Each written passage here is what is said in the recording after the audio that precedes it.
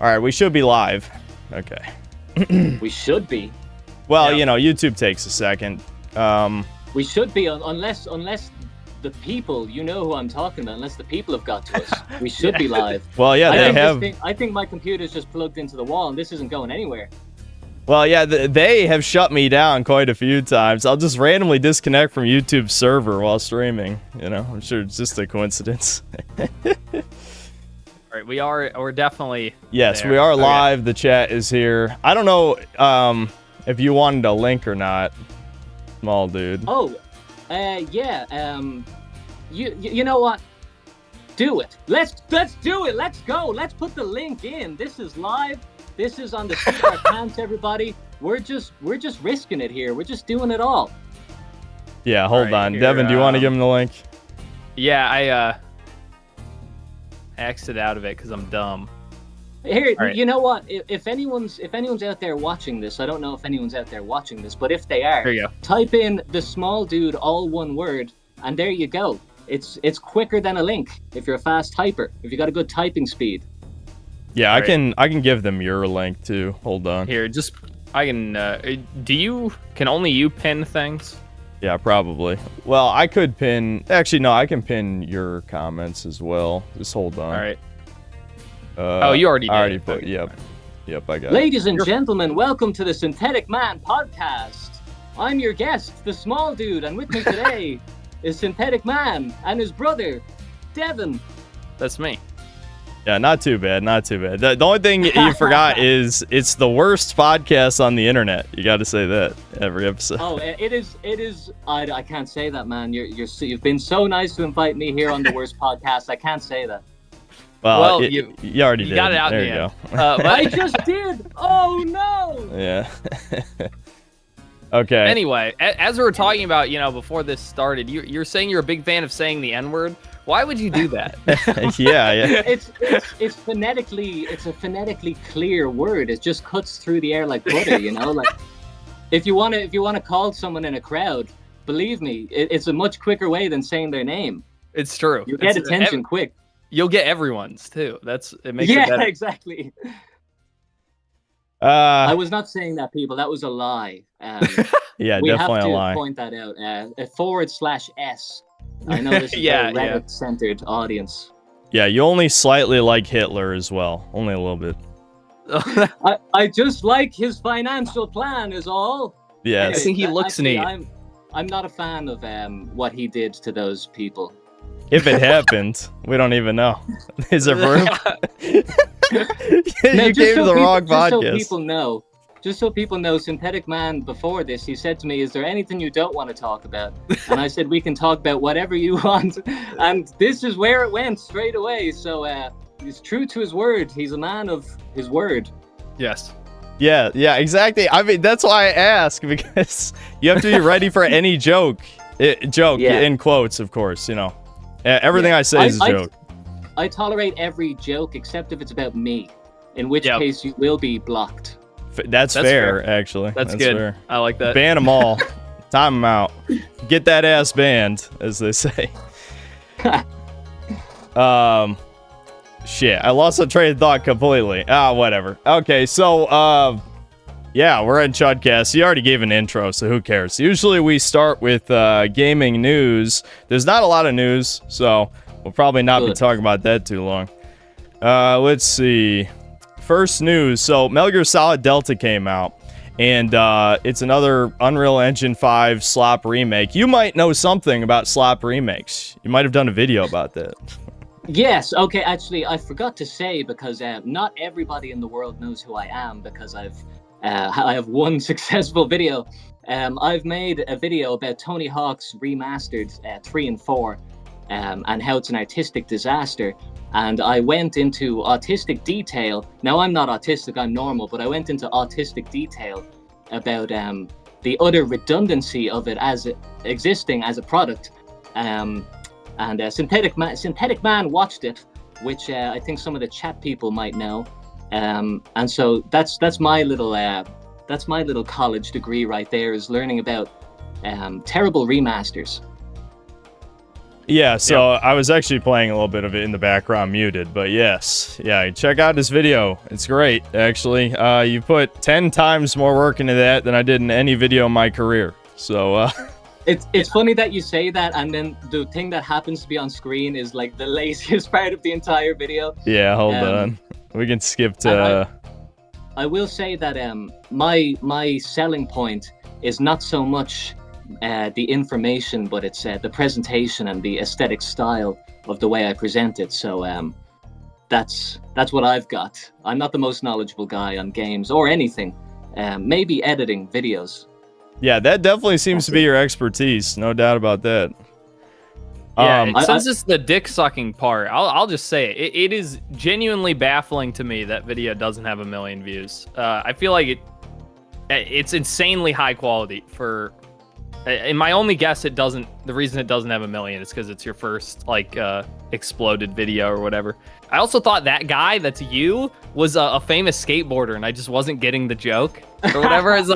Yeah. No, the channel itself is a bit of a rabbit hole because this is the first video that I've done which is kind of coherent in like a literary way, whereas most of the stuff that I do is quite abstract. It's like comedy videos.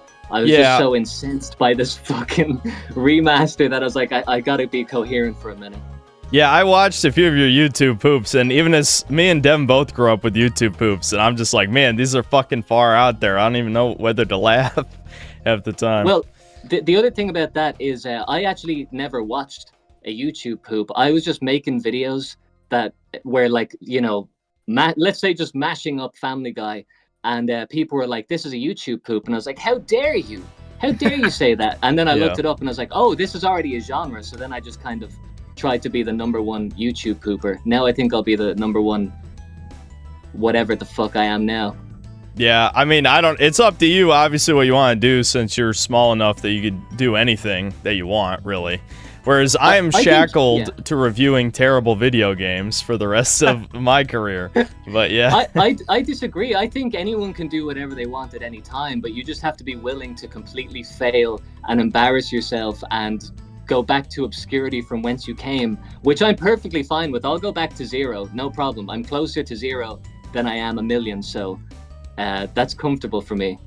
Yeah, it's true. I mean, if you have a real job and you have nothing to lose, but yeah, you know, in my case, I don't have a real job, so yeah, I could tank the channel. Yeah, but I'm a risk taker. Yeah. Yeah, well, regardless, yeah, you should definitely, everyone watching should definitely check this video out. Yeah, that was one of the best video suggestions I had, because infamously my fans, they suggest a lot of schizo-type content, but yours is actually good, unlike almost all of them. It is actually, it's tough. I do live streams now every Monday where people call in and we talk about whatever's grinding their gears. It's called Grinds My Gears. But I used to do a stream where people would like recommend videos to watch, and sometimes I'm like, why do you think that I want to see this? Like, am I being punked right now? Yeah. Am I being pranked? Like, what is the value of what you sent me? So I know it's rare. It's surprising that you get an actual good video. Yeah, that's not too surprising, because I'm sure at least some of the people watching you are my fans, and yeah, they watch the weirdest shit, dude. I don't get it. I've given up trying to understand where people are coming from. That's also, people have given up on trying to understand where I'm coming from. So we're kind of at an impasse. So I just continue on merrily. Yeah. Okay, so for the next piece of news, another slop remake came out. Basically the second remake / remaster of Gears of War. Now on PlayStation, Gears of War Reloaded. I'm not going to read this review because who cares? Actually, this review gave it like a 5 out of 10, which is pretty surprising. You'd think it'd at least get an 8 since it's like a game journalist review. But well, hold on. We kind of skipped over Metal Gear Solid. What do you think of that? Because I actually haven't played the originals, so I don't really know what's going on. You haven't played Metal Gear Solid 3? You should. Well, actually, I was going to bring this up a little bit later. I probably should have ordered this news in a way that made sense. But my video is coming out after this Chudcast, where I talk about the remake. But basically, it's above average for remakes. I've played so many of these shitty remakes now that my standards are actually lowering because it's basically just a graphical remake in Unreal Engine 5, and mostly the aesthetics look good. There's a couple characters that look weird, like Ocelot looks like Robbie Rotten from Lazy Town. But other than that, like, as far as graphical remakes go, it's decently faithful. They actually included a lot of the extra stuff that, like, a lot of modern remakes would cut out. Like, there's a dream sequence where you just straight up play an action game instead of a stealth game. It's just a mini game. But they actually remade it, getting Platinum Games to do the combat. And so that's cool. They also included the Ape Escape minigame. They probably could have cut that, you know, and people wouldn't complain too much. Wait, they included an Ape Escape minigame in Metal Gear Solid? Yeah, there was one in the original where Snake just catches monkeys like Ape Escape, yeah. And they brought it back. I'm surprised that, I mean, I don't know. I don't know if that works, but, like, fair play to them for including it, because that's the exact type of thing that they never do, you know? Yeah, exactly. Yeah. That's what I was thinking as I was playing. Like, most remakes, especially Western ones, will just cut anything that's not necessary. Like Yeah. for example, the Modern Warfare ones, I don't even really play Call of Duty, but the Modern Warfare ones either will not have the multiplayer or not have the campaign. You know, it's like, you can't even, half the fucking game is cut out, you know? Yeah. Which, to be honest, I don't know. Did you play the Call of Duty campaigns? Because I never was that interested in that. I wanted to shoot real people in real life. Yeah, well, yeah, in Minecraft, in Roblox, but you know. in Call of Duty, Yes. in real life. Yes, exactly. No, I honestly didn't really care about Call of Duty much growing up. Later on, I did play some of the campaigns. Like, back in the early days of my channel, I would review some older games to mixed success. And I did review Call of Duty World at War. And when the Modern Warfare 2 remake came out, I played the original Modern Warfare 2 campaign. But other than that, I don't really care about Call of Duty, like, at all. So, you know. Yeah. There's not that much to care about. Sergeant Baker. Oh no, he's got PTSD. I have no idea what the story is. I've played like 3 of those games. You're shooting people in an arena. That's what it is for me. Yeah. The depth of Call of Duty storytelling. Okay, let's move on. Next topic. Yes, you know, normally I'd be the one to say that. Okay, well, okay, so okay, I hosted a live stream. I know how janky, and you just gotta shoehorn things in. Yeah. Microsoft and Xbox funded admitted racist and former Sweet Baby Inc. employee Danny Lalanders in her Validate game. I don't know if you've heard of Validate. Do you know what that is? I've no idea. Okay. You're missing out. So this is actually the subject I was thinking about before the stream. We'll get into in a second. But basically, there's a lot of video games that are funded suspiciously by, you know, ESG programs, you know, by BlackRock or Vanguard.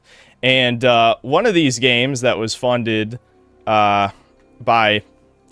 Oh, hold on. Did this get out of order again? Ah, here we go. So, Validate is a dating game. I don't know if you're looking at the stream. But yeah, I'm looking at it over here. Yeah. So it's a dating game with all black people and one Italian. Wait. Yeah. There you go. Oh my god. She is smoking. Does she have a mustache? Yeah. Or is that just an artistic... Does she actually have a mustache? Yeah, the Indian one with the hairy arms. Yeah, she's like half Indian, half black. She has a mustache. Oh my god, she has a unibrow. Oh my god, this is great. And how much is it? Can I buy this? Yeah, I actually own this. Yeah, I'm streaming this twice, I think. Yeah, it's obviously a fake game. This guy looks like a low tier god. Oh, hold on. I don't know if you know who low tier god is. I do. I know the gist. Is that? Oh wait, is he in this or is that just like a likeness? Yeah, I mean exactly. It's well, it's not him. It's but not actually him. It's not actually him, but it does look like him.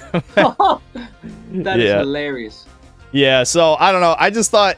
We have these jokes on stream because me and Devin are half Italian, but we always joke like, are Italians white? You know, are they? And then, of course, the all-black dating game has an Italian guy. Let's see if he's in the trailer. So this is very LGBT-friendly, if you couldn't tell by the interesting designs. I hope the Italian's I don't in think.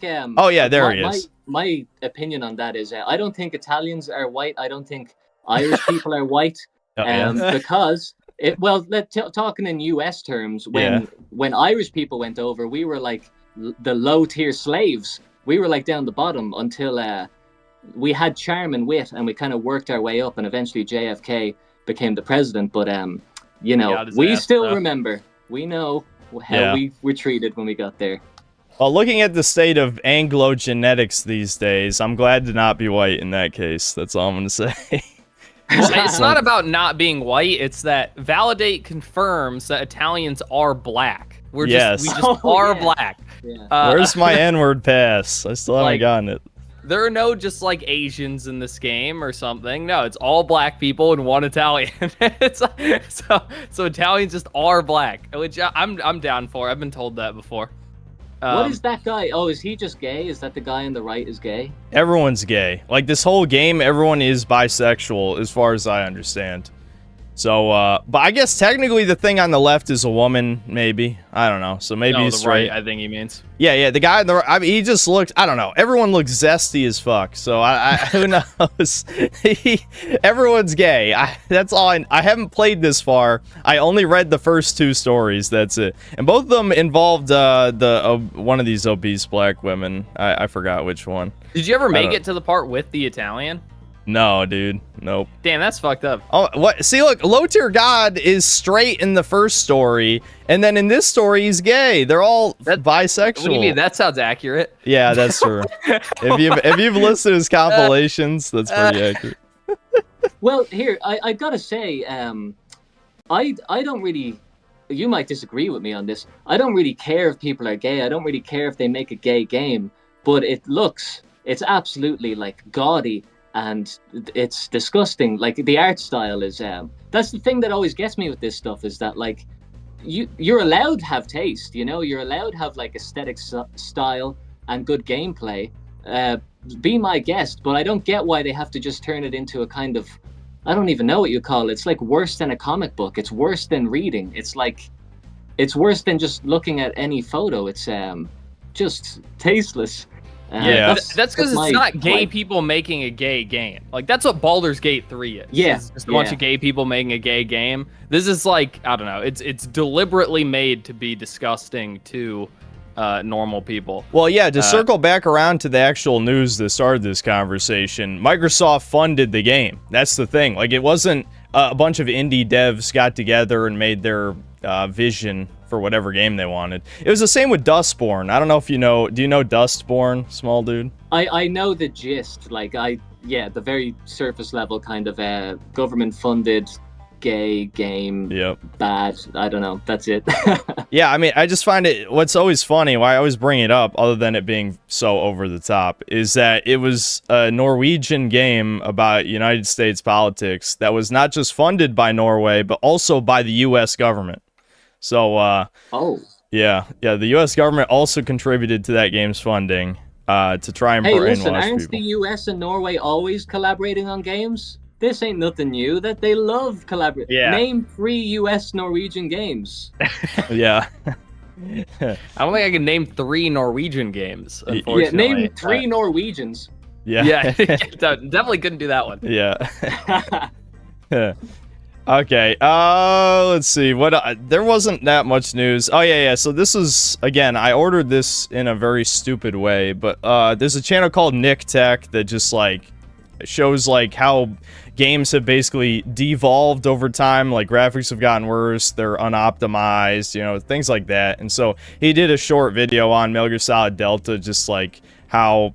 they just kind of threw this shit out the window with no optimization done whatsoever. Like, he shows on a 9070 XT, it just runs like complete crap. And, like, I know you said you haven't played Metal Gear Solid 3, but, like, since it's a PS2 game, all the maps are tiny. Like, there's loading zones, like, every 10 minutes, right? So there's no reason that 20 years later, with way better technology, it should run this poorly. It makes no sense. I'm not a hardware guy. I'm so not like a technology guy. I know next to nothing about like frame rates or whatever, but what is so bad about this is that I can see that it's not running properly. That's terrible. Like I can play anything. People will be like, "Oh, you know that game's not optimized." And I'm like, "Oh, I had no idea." I'm looking at that Metal Gear Solid game, and even I know that it's not working properly. That's terrible. And normal people who are buying this game should notice that. Like it's impossible not to. Yeah, from what I hear, it's running terribly on console too. That's another huge thing. Is a lot of times these days PC ports will be awful, absolutely awful, but at least the console version will run okay, even if like the resolution is upscaled to a ridiculous degree. But from what I've heard, no, it runs terribly on console too. This is just for everybody. It's running poorly. Shameful. I'm seeing people in the chat saying the small dude this, the small dude that. Hello, people in the chat. I can see you. I can see you in there. Jacob Schmidt is in the chat. You have been acknowledged. Sorry, go on. Yeah, I mean, yeah. You guys should get your questions ready, because I didn't really have a whole lot prepared this time. But I'm sure chat will have some really good questions. Like, definitely I'm sure nothing. They will. Yeah, nothing super edgy. So yeah, this kind of ties into me self-promoting, of course, because, I don't know, I insert toucan emote here. Actually, we didn't even explain to you the toucan thing. I don't know if you know that or not. No, what's this? Okay, well, we're going to talk about the Sam Hyde thing later, but you know his Brazilian term, right? Like when he says Brazilian instead of things? Yes. Yeah. Yeah, so toucan means the same thing. It's the same thing. Okay, all right, okay. For a second there, I was thinking there was some very deep, like, intellectual lore that I need to know about Brazilian. It's like, it's just a simple joke, right? Yeah, joke, of course. Of course. Of course. Just a joke for toucans, right? Yes. So yes, the point is, shameless self-promotion. I love Israel as well. But anyway, so... This video is going to be going up after the stream. My Metal Gear Solid. Rewind. Yes. What was that? Yeah, I love Israel. Mossad funds this channel. I don't know if you knew that. That's true. I've been a Mossad agent this entire time. But now hold on. I just have something here, and this is going to shock you. It's going to shock you that I have this, right? And I've had this the whole time. And just be prepared, okay? Hold on. Yep. I need to scribble something out. I just wrote down my social security number just to remember it there. But actually, what I want to show you is this. Oh, wow. Yeah. Look at that. Yep. So I'm a Mossad agent. Is that Israel? Are they Israeli? Yes. I'm Mossad. Okay. Anyway. Look here. If you want to see what an actual Jewish man looks like, I normally have my camera on, but Oh, you're talking about you. I thought you were talking about me. You take a. You're in my spot right now. You're stealing my camera spot. But I thought this seat was warm. My apologies. Yeah. If my camera ever decides to appear, I don't know. There we go. I'm very Jewish. Oh my god. I can't. I'm sorry. I can't. I know. It's gross. It's disgusting. But yeah, there you go. I'm a true Mossad agent. By the way, just for clarity, I have purposely not looked into Israel, Palestine, because when this stuff was kicking off, I was like, I don't have time to waste here. I don't want to spend any time learning about this, because I will inevitably talk about it online, and I don't want to do that. I don't want to get in that stuff. No, you just pick one. Whatever, find the opposite of what people are talking about, and then pick that one. That's the most fun. I did, but then I was thinking that. I was like, I'll pick one. But then every time I heard, I was like, both of these guys sound terrible. I'm not in this. I'm getting out. That's why you do the opposite. If someone starts talking about Palestine, you have to be like, well, the Israeli people really need somewhere to go. And then if they're talking about Israel, you're like, yeah, but they're Jewish, and so we know they're bad. Whoa, what did you just say? Take that back. You can't say that. I'm sorry. I'm on the side of whoever wins. I'll tell you later. I'll say, I was only joking. I knew all about it. Well, that would be the United States. But no. We always lose, actually. I don't know. The quick rundown on that shit is that all you need to know is left-wing people are siding with Hitler, which, don't question that. But that is 100% what's happening. And is that Israel? Is that no Toucan? Well, no, Toucan. is Israel. The Republicans love Israel. We love Israel. Yes, is the important and part. the Democrats love Palestine because the children are being genocided and stuff. So all you need to know is, the people who hate me actually also hate the toucans, but they say I'm Hitler, but they totally don't side with Hitler, though, even though they want to kill the same people Hitler did. Don't question it. That makes complete sense. This is why I don't follow, because it's too fucking confusing. Even at a surface level, like even just trying to find surface level, who's good, who's bad, it's too convoluted. And because what you already said is true. There is no good. It's there's no good guy this time. And the thing in Ireland is that everyone here supports Palestine because they are the underdog, and Ireland was the underdog against Britain. So our reasoning is so hilariously simple. We're like, yeah, Israel is Britain and Palestine's Ireland. Go Palestine! It's not even that wrong though. Like that's not that. Like it's kind of close. Like it's pretty close. I just think, honestly, the neutral position is probably the best one on this, just because, like, not the children, I know this is turning from a gaming podcast to a political one, but I just want to be clear right here. Like, I don't think, like, the children are going to do bad things, but a lot of the people, at least from the same region of the world as Palestine, are the type that are ruining the United Kingdom right now and other European countries. So I do just want to say that. Bird is the word. I said a bird. Just deflect.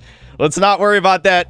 Let's not talk about that. When that moment gets clipped and people say synthetic man's opinions on Israel-Palestine, it'll be impossible to clip it without putting the bird as the word at the end. Yeah. Well, yeah, they already hate me anyway. It's fine. Like, the thing is, I'm siding with the leftists, kind of. They don't want to admit that, though. That's all you need to know. I don't like Israel, except that I love Israel. See, I don't like Israel. I love it because they fund me, but I also don't like them. So just keep that in mind. You know what your next arc on YouTube should be? You should just be like an extreme leftist and just really commit to it big time and see what happens. Just be like an anthropological experiment. Yeah, my channel would die overnight is what would happen, but I think it'd be interesting. I think people would watch for about 2 videos and then they might tap out, but that's a good 2 videos. You'd get 2 good ones though. It'd be 2 really good ones. Yeah. Okay. Let's see. What I think that was probably it for news. Didn't Idubbbz try that? Isn't that just what Idubbbz did basically? Yeah, kind of. Nobody knows what Idubbbz. Idubbbz is playing by his own rule book. He's got his own game going on. It's not working. It's yet to be game seen. He's losing. You know, you say that now, but time is long, and maybe in 5 years we'll say, "God damn, he played the long game, but that guy's a genius."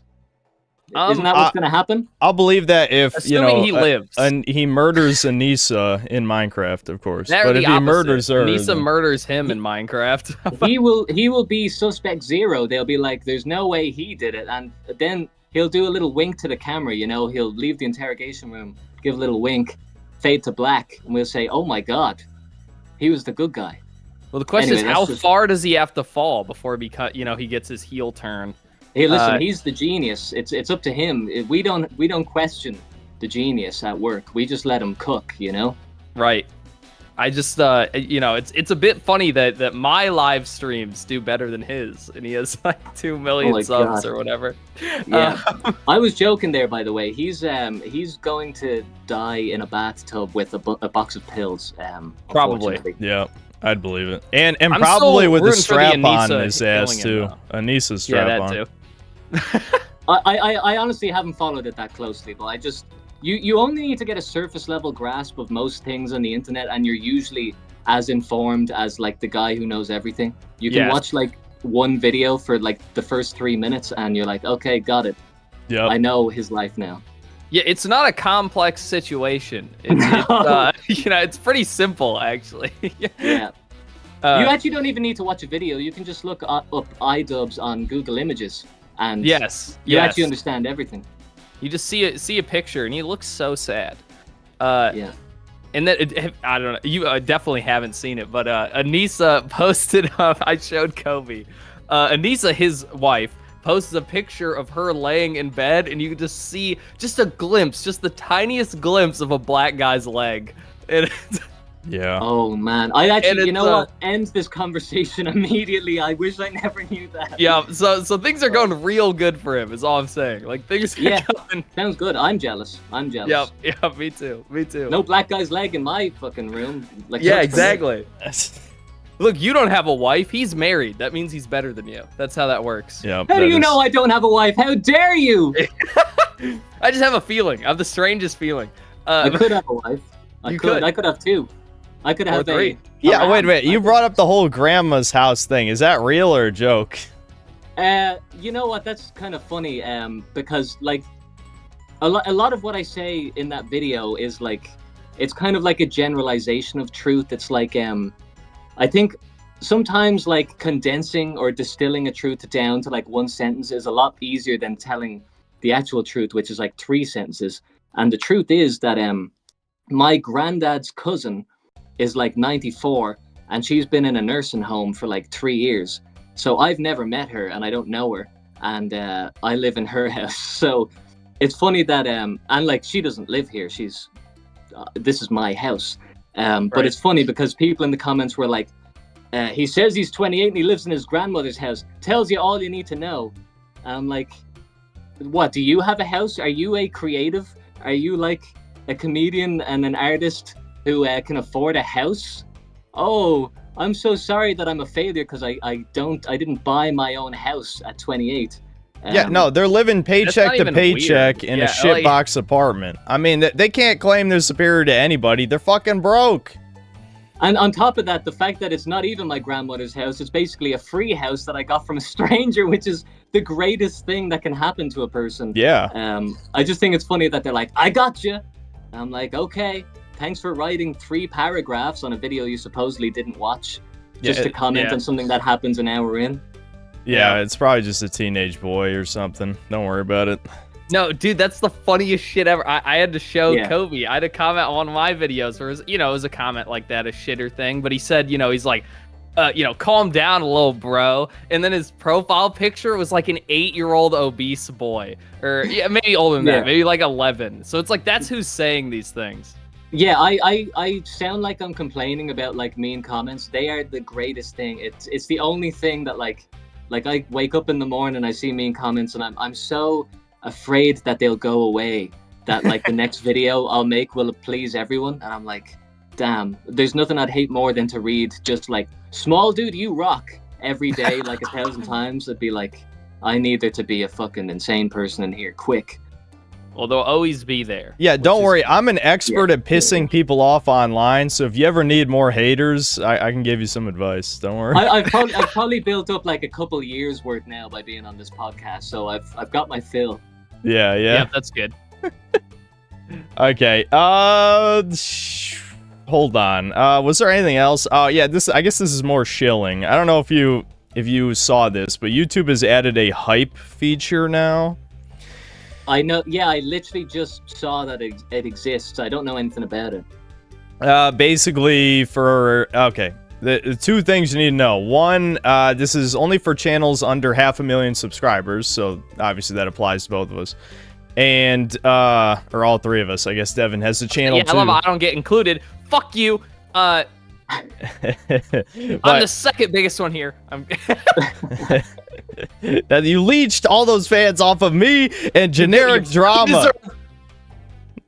Devin made a video that got 1 million views that was about the what's Pirate Software. Yeah, Devin, you want to explain that? Dude, that's why I said your fucking video should have gotten 1 million views. The fact that I made like a piece of shit 28-minute video on fucking Heartbound, basically just shitting on Pirate Software for being a freak, and that got over 1 million views. Okay, I think you said that before we started the stream, or did we say that on the stream? I've lost track already. Time's flying. But yeah, you were saying that my video should have 1 million views. I was thinking, I would be shocked if my video got 1 million views. I've settled with myself. There's no way it can't. The world will not be the world that I know if my video gets 1 million views. And I appreciate people saying that, but it makes more sense to me that a guy talking into a mic with like a photograph on screen gets 1 million views, because that's what gets 1 million views, and to be honest, that's what YouTube is. What I made is not what YouTube is. It's like something else, you know? Well, the thing is, if you compare it to like when I first saw it, I didn't even look at the view count, and I just kind of assumed it was up there because it is the style of video. Like, I don't know if you know who Super Eye Patch Wolf or Nakey Jakey, like that style of like long edited thing on one topic tends to do very well. But I maybe that's like an older YouTube thing. I'm not sure. Well, what's kind of funny about that is like I don't watch those guys. I find video essays hard to watch. But like that guy Nakey Jakey, he did some video recently, and I was just like, yeah, I might watch this, and I watched it for like maybe not even 3 minutes, like maybe like 30 seconds, and I cannot watch the super kind of like, you guys like me, right? Hey guys, yeah. It's like I feel like the entire video is like, I didn't mean to offend you there. Like, hey, listen, Counter-Strike is a good game, but it's also bad. But don't get me wrong, I love the game. Like, just say, dude, no, you would hate motherfuckers like Iron Pineapple. I think of him. He'll be like, say like this extreme flaw with the game, like how it's unplayably bad because of this one thing, and maybe even 20 things. Then he'll just be like, that's just a nitpick though. It's still a great game. That shit drives me crazy. I know, but just it does well. I mean, I just want you to be definitive. I don't even do that. I have a bit of nuance. Like, I don't necessarily be definitive with everything I say, but it's like, well, I'll say, for example, Synthetic Man's videos. I've seen a few of them like before you watch my video, and I was like, finally, someone who just is saying their opinion straight out. I don't have to like wait for the bit. You know, sometimes you're watching a video and you're waiting to see what they actually think, and often they never get there. Just say it. Yeah, well, unfortunately, people can't handle that anymore. That, like, I don't know, you know, obviously YouTube dislikes are disabled and the dislike extension is not very accurate, but at the same time, like, I have all the numbers. I could literally bring up my YouTube studio page right now. People fucking hate when you give a real opinion. They absolutely hate it. What they want moist critical. Someone who agrees with everything they say, tells them exactly what they think back to them. That's what they want to hear. Well, this is what's kind of tough, is because when I was making my video, I had from the outset an idea that like I will try and represent the other side fairly, and that's what the small dude character, like, you know, the guy in the race car outfit is. I mean, it's not that he's just that, because he is a character that I have for other things, but he voices what, you know, what might be like what normal people think, and I was trying so hard to find good arguments for him. And then people in the comments were saying, like, you have this straw man character who just has bad arguments. I'm like, that was the best argument that you have. Yeah. Like, if you can give me a better one, then I will include it for sake of, like, posterity. But, No, the actual arguments are usually worse. Like, if you read people's real arguments, it's you live in your grandma's house. Fuck you. You know, that's their actual argument, you know? My video has, like, 4,500 comments, which is a lot for the amount of views that it has. And I swear, I'm reading them, and it is killing me. I'm reading them every day, and I hate doing it, because I'm like giving it the benefit of the doubt. I'm like, there has to be a good comment. I want to know why I'm wrong. Somebody hype out something I missed, and like the best arguments that I've heard are just extremely nitpicky things like, actually, you said there's no skateboarding games for Tony Hawk. There's actually Skate or Die for the NES. So you're wrong. You're wrong. And I'm like, okay, that doesn't change anything about the 80-minute video. You know, like, you're calling me a straw man. Shit, though. It's the minor spelling mistake. I win. You know? Yeah. Redditors. Yeah.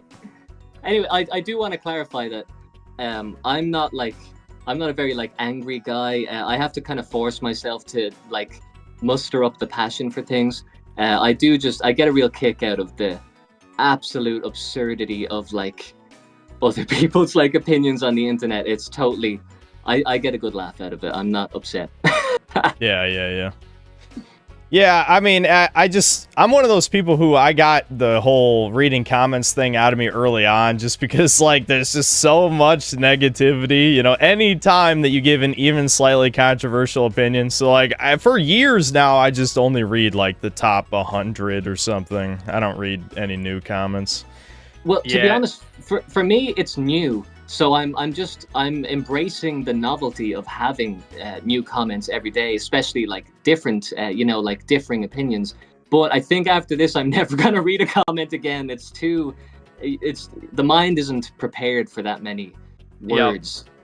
No, Yeah. that's what happened to me. I remember literally saying to Kobe, I'm like, dude, I can't believe you don't read comments. This is like the best part. And then after, I don't know, like a month, it broke me. I'm like, I'm good. I'll read like the first, a couple, and then I'll only read notifications after that.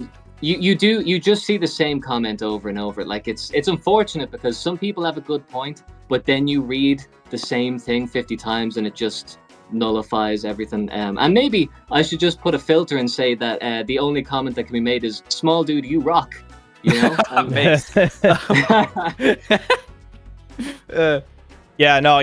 definitely agree with you, though. It definitely felt like you were steel manning their position. I have never heard better arguments in favor of shitty remakes than the ones you had in the video, so I still have yet to hear a better one, despite having made my point very clear, Yeah.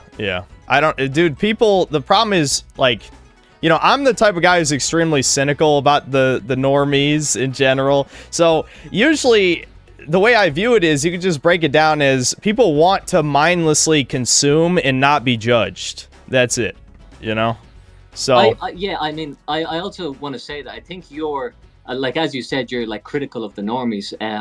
I have friends like in real life who are total like normal people. They're not online. They don't follow anything that you know what I mean. They just watch. I don't even know what they watch. Fucking Coco Melon or something. And, dude, that'd be brutal if you're hanging out people watching Coco Melon. Now I'm friends with 6-year-olds. Yeah. They play like baby games. Like the like that Donkey Kong Bonanza game or whatever. Hey, stop talking about me like that. Well, what I haven't played it, but they play like Super Mario or whatever. They're good people. They're not idiots and whatever. They just don't care about games. They don't care about the internet. They don't care about blah blah blah. They just have like normal jobs, and that's kind of fine. Society needs to have some people who are normal. Not everybody can be raging about games all the time. That wouldn't be a functioning society, I don't think. Well, we need the wage slaves. The mindless NPCs must work so that I can make YouTube videos online and make money. No, the thing is, they are my slaves. That's what I say. Like, exactly. This is my personal little world where I say, "Get me a Big Mac, bitch." Yeah. You're my slave. Yeah, but unironically. Yeah. No, but things is, people can be normies for one thing and not another thing. I learned this talking to my dad, who is basically lifted his entire life. And all he does is complain about normies, basically, except for the gym. Is you can be a normie for video games and then be a freak when it comes to movies or something, no one is is insular for everything. So someone can be a normie when it comes to video games and not really care and whatever, and then be super into fucking movies. The problem is the internet, people feel the need to talk about everything, even if they don't actually care. Like they played one Tony Hawk game and then they feel the need to comment on your video being like, you have no idea what you're talking about. And what's even funnier than that to me is they play one Tony Hawk game and they say, I watched 2 minutes of this video, and I already know that this is a right-wing bigot. I'm like, that is shameless that you admit I watched 2 minutes of this video. It's like The Great Gatsby. Yeah, I read 2 pages of that book. What's so great about that guy? Yeah. 0 out of 10. Yep.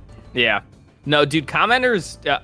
I kind of made a video intentionally to poke at fun of this, where I made a review of Death Stranding, except I never played the game. I just made everything up, and I purposely made it more extreme as I went on. And the amount of, and I admit it at the end that I made it all up. And so people, this is brilliant, man. And there are so many fucking comments where it's like, I know you didn't watch the whole video, and the amount of people are like, oh my god, you spoiled the game when you said.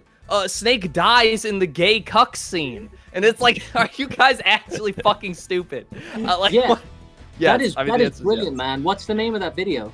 I think it's just called like I think it's Death Stranding is the best Metal Gear Solid game, is what it's called.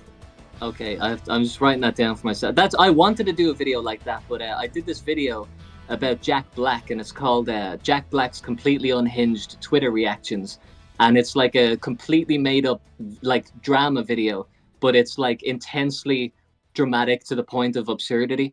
And when I finished it, I was kind of like, that was pointless. Like, Yeah. I just spent so long. It's a really like well-made video, and I was like, you know what? Never doing that again. It's literally a waste of time, but it was funny for one time. Yeah, I was going to ask you about that video. I mean, I figured it was, satire, but I was still like, this is so high effort for what it is. This is very strange.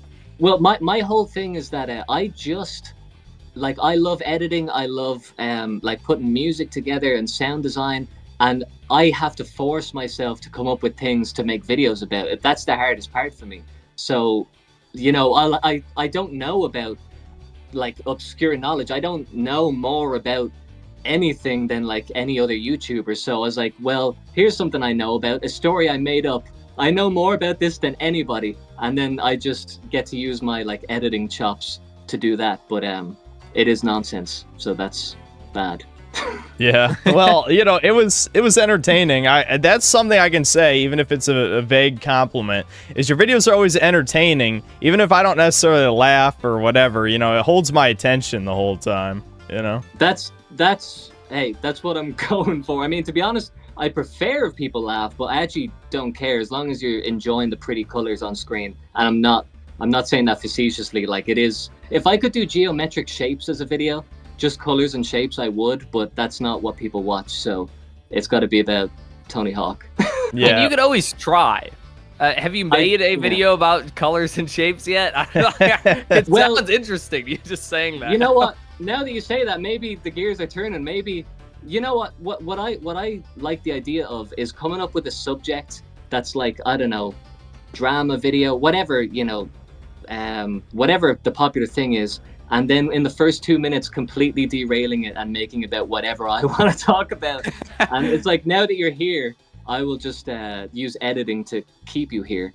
By the way, I am derailing this show. We didn't talk about hype points. Yes. So, okay. So to keep it simple, for the first week after a new video releases for all channels under 500,000 subscribers, after they hit the like button, they can hit the hype button.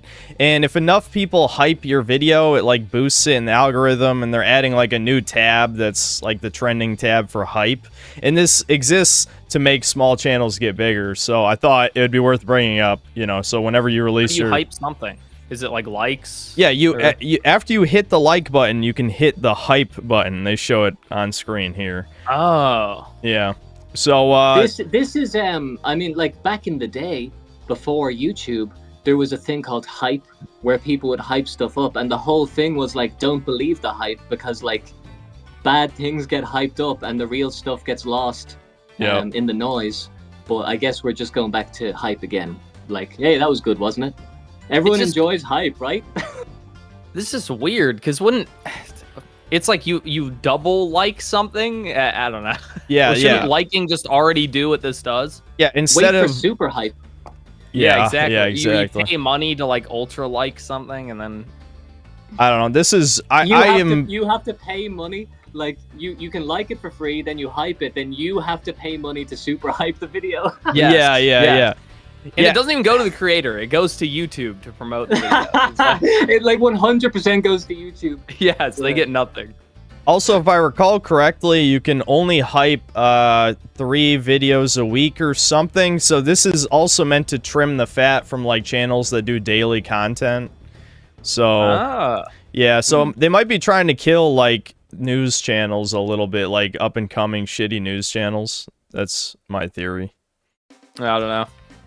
Weird. I don't know. It seems more like just more people trying to justify their own jobs, so they make random shit that doesn't matter. Yes, I 100% agree. I think that's what most things are. Yep. All right. That was it for any news-related shit, so we can just talk about your channel now. Let me think. When do we get to the fun questions? Is it fun question time? Yeah, we could go into Q&A stuff or whatever. So, Synthetic Man's going to put the link in the description now. If you want to send me money directly, we're going to talk about me now for the rest of the show and my channel. And don't be afraid to send me money. Send him money. Or slash S. Okay, well, I have a question we ask every guest, and it's the most important question. Do you know what futa is? Futa? Yeah, Futanari. No, I saw it. Somebody said it in the chat, I think. Yep. Okay. They asked me something about that. Okay, do you know what a hermaphrodite is? Yes, that's a man who dresses as a lady, right? No. Nope. Is it a man with a woman with a penis? Well, yeah, correct. You got technically. Yeah, it is a man or woman with both parts, but specifically Futanari is a Japanese style of pornography where it's women that have both sets of parts. You're not having enough fun with your explanation. The point is, if you imagine a woman with a big old penis, do you think it has balls? Do you think it should have balls? Yeah, balls or no balls is the question. Would you prefer? Yes. You are an artistic person. Would your Futanari have testicles or not? Oh, and I have to have one. Yes. Yeah, you have to pick. Okay, look, I know you're going to want a proper answer, so I'll give you a proper answer in a sec. But really, it doesn't matter because I'm just going to kill it anyway. Oh, you're going to kill it? In Minecraft. Sure. Yep. Yeah. Me playing Minecraft in real life, I'm going to kill it. No, of course not. Everyone's lovely and nice. Wait, what was the question? Do I want them to have balls? Does that balls? Yeah, like if you were editing a video and you had an anime girl with something extra, would she have testicles? Oh yeah, for sure. Yeah, there you go. See, that's way. Well, you're talking about a video. That's way funnier. I mean, add as many. It would have 3 balls if I could. There you go. There you see. You have the power. Yeah. Okay. All right. So the slightly more normal question. I'm assuming you've played Final Fantasy VII. Would you pick Tifa or Aerith? Would I pick? Yeah, like which squad? Who's the better girl? Who's the deploy in the Fortnite bus? That too. Sure. I would pick. You know what? I'd pick Tifa. She's the one with the flowers, right? No, that's Aerith. No, that's Aerith. Oh, Aerith. Then I would pick Aerith because she's nice and she's fine with just when Cloud meets her, they're just chilling on the street, and I like that. He just bombed something, and she's like, "Would you like a flower?" That's pretty based. Okay, well, let me posit a counter argument, a couple, or maybe 3 or 4 or 5 even. Okay, 1, do you know what Flower Girl is code name for? Like what that means? Oh no, you've tricked me. She's a prostitute. She's a prostitute. Yes. One, Aerith's prostitute. 2, she likes the idea of Cloud cross-dressing. In the remake specifically, she gets excited when Cloud has to cross-dress to get with Don Corneo. So she likes transing Cloud, so that's another thing. 3, she has small breasts. 4, she dies. Are these in order of importance? No.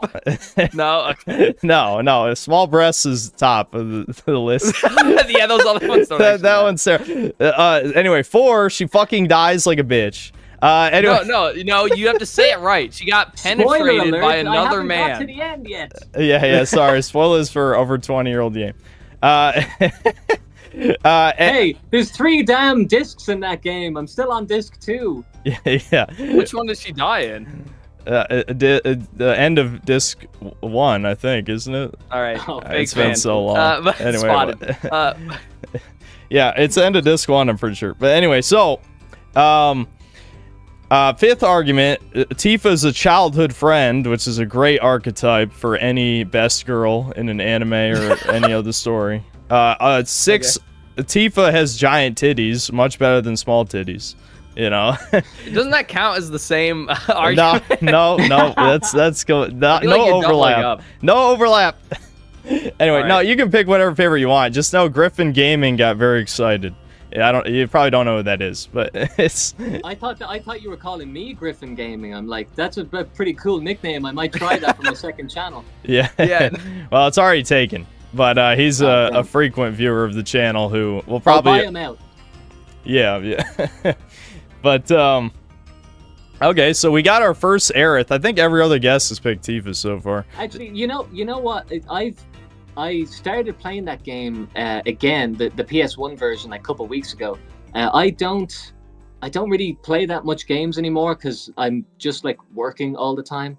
I started playing that again, and I actually haven't played that since I was a kid. And I was actually realizing I did not understand anything that happened in Final Fantasy VII. Oh yeah. So like you asking me that question, I literally chose it because when I was a kid, I was like, she seems cool, but I did not understand the subtext. Thankfully, which is good for an 8-year-old to not understand what Flower Girl is. Well, she's pretty cool. I don't know. Like, Aerith is fine. They made her more annoying in the remake. I think in the original version of the game, she's fine. I'm gonna change. Actually, I'm not gonna change my answer because I said what I said. But I've just remembered that when I was like 8 years old, the only girl that I knew was my dad's friend's daughter, who was like 1 year older than me. And you know the way you can change the name of the characters in Final Fantasy? Well, I changed Tifa's name to her name. Yeah, see? Nice. So I think I would have picked her to be my hot waifu instead, if I was being honest.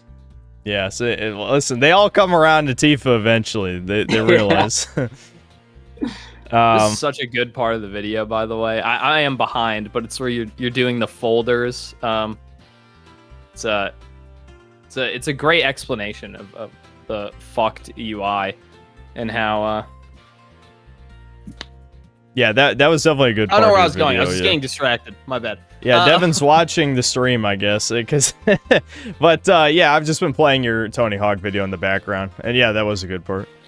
Actually, yeah, I feel like if you ask me a question like about anything, I will end up talking about it for 10 minutes. So I'm trying to shut up because if I start talking, I won't stop. And I know that this is a very prepared podcast, and you've probably got a list of important questions that you want to get to. Yes. And I don't want to leave anything off the table here.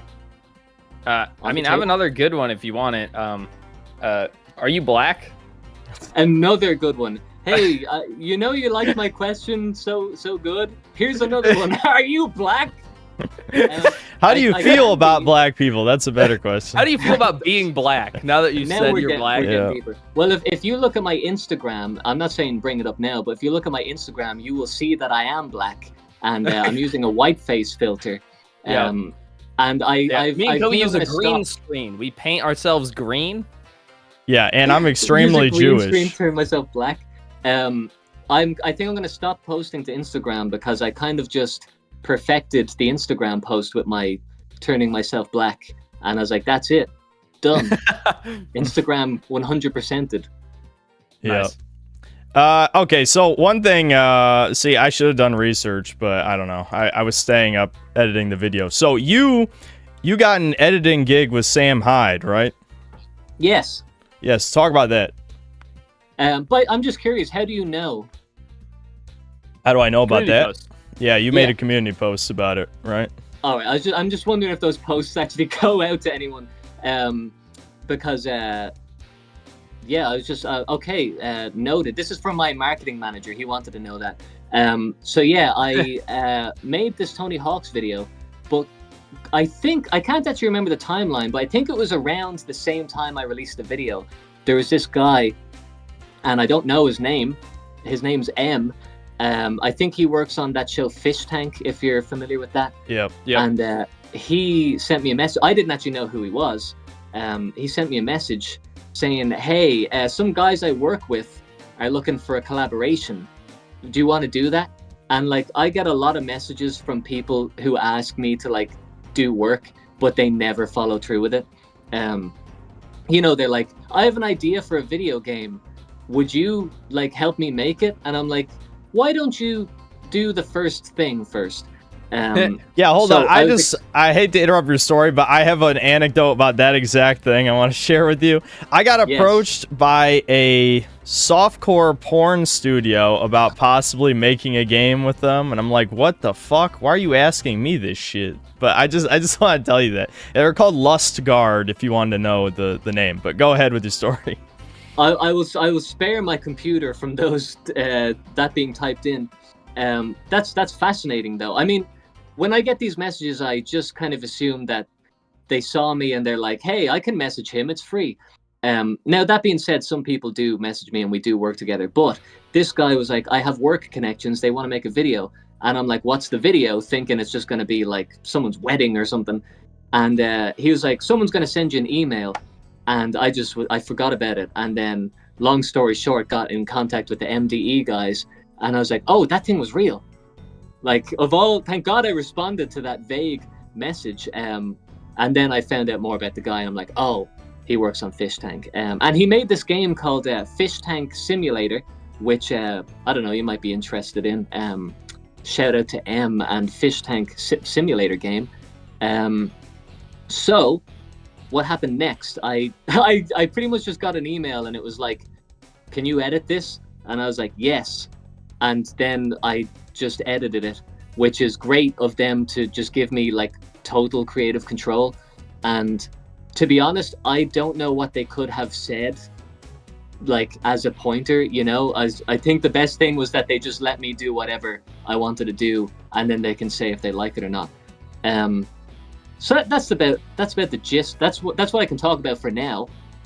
That is pretty interesting. Yeah, just complete creative freedom on it. Okay, that's cool. Yeah, I think it was probably the case that it could have just been a total loss. They might be like, if this sucks, we're just going to throw it out. But thankfully, it was good. Yeah, I can't say too much right now because I don't like to jinx things. You can ask whatever you want to ask, but usually I prefer to wait until something's out until I say something about it, you know? Yeah, yep. Yeah. I mean, I wouldn't want to get you in trouble or anything, but yeah. Do you have any idea when it's coming out?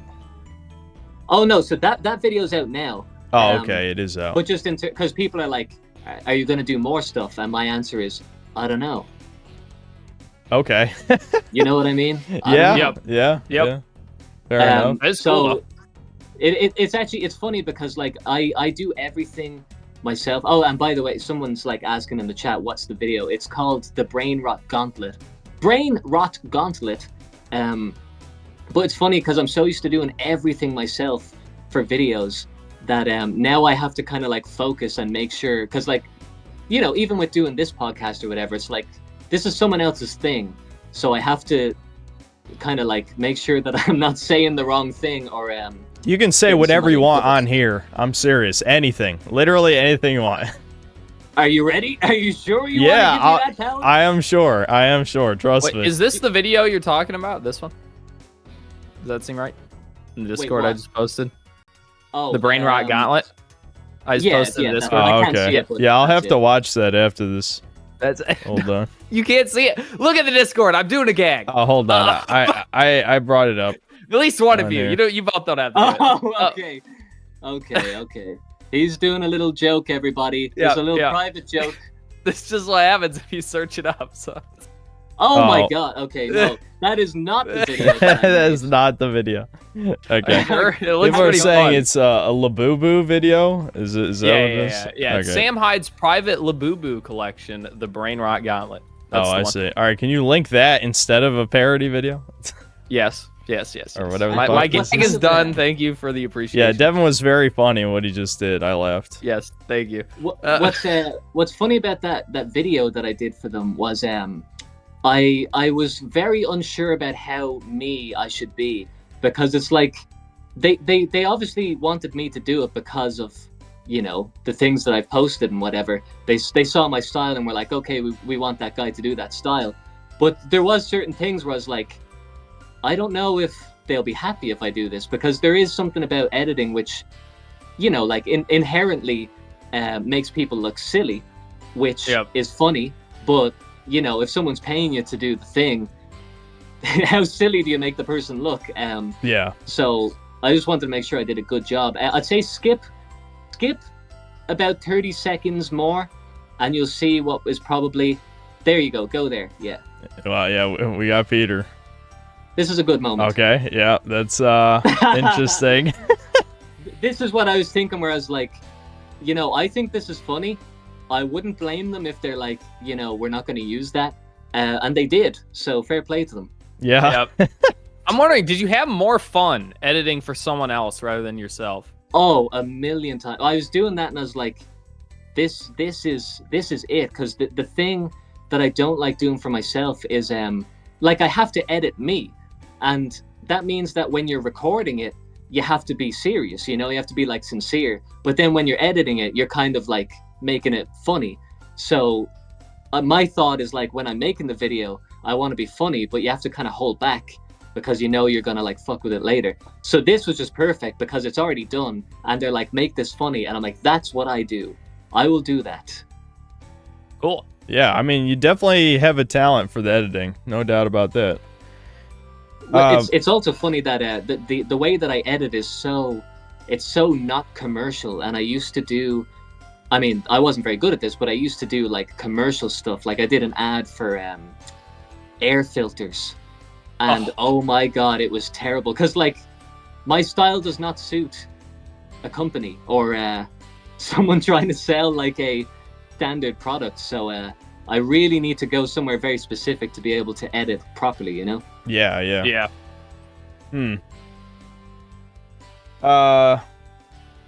Let's see. I don't know. I'm trying to think if I had any other questions about that. That is pretty interesting, though. I mean, I'm glad it worked out. Yeah, and not trying not to jinx things, because someone was asking. What's really silly is that people want to get into like YouTube drama and stuff with me, and I'm like, don't do this. Like, I don't care. Like, people are like, whenever someone's been on the internet for X amount of time, people are like, small dude, you need to know this bit of lore. I'm like, I don't care. I want to edit a video. Leave me alone. Yep. But I get that, like, like it would be the same with PewDiePie or something. If I worked with PewDiePie, people have their like personal connection with someone, and I'm just walking into something as nobody, and people are like deep into a like parasocial relationship or whatever, and I'm like, leave me out of this. I'm just trying to do my job. Yeah, no, the real meta is you have to start your own drama. You have to create the drama. That way you don't have to hear about it from someone else because you already know it all because you did it. Yeah. I used to be very much like, you would say that and I would be like, that's Devin. That's a great idea. I'm going to do that. But I used to do stuff in Ireland. I was like a musician, and I used to like fuck with people and start drama and stuff, and it was the worst. Like, I thought it was funny, but you can't get rid of it. Like, once you say something or you piss somebody off, it follows you forever. And yep. I was just making like small jokes about like tiny nobody people in Ireland, and like even to this day people say like, Jesus, do you remember that fight between you and them? And if I had known if people would talk to me about that for 10 years, like, I don't like that stuff now. I just want to be the background guy. Yeah, That's I mean, fair. eventually you piss off enough people and you get a reputation and no one wants to associate with you except small YouTubers and Larry. Yeah, So- no, and I know you're saying this from experience, but like that like, I don't embrace it. I want to do like a joke or like piss somebody off, but then kind of walk away and be like, I was only joking. But Yeah. that you don't get to do that. You have to just like, you're that now. And so I'm kind of playing it safe with the small doom. Like, I'm just not going to say anything about anyone except for like major celebrities like Jack Black, who I'm never going to have to encounter. Yeah. Yeah, that's fair. That's fair. It's pretty fair. Yeah. No, I definitely get it. It's definitely a safer way to exist, to not start trouble for no reason. Yeah. Well, Ola, I want to turn this interview around because I want to know. Well, I'm more familiar with Synthetic Man's channel, and to be honest, I don't actually know what like your public perception is or anything. I know from having watched some videos that obviously people are going to be like, this guy's a right-wing bigot.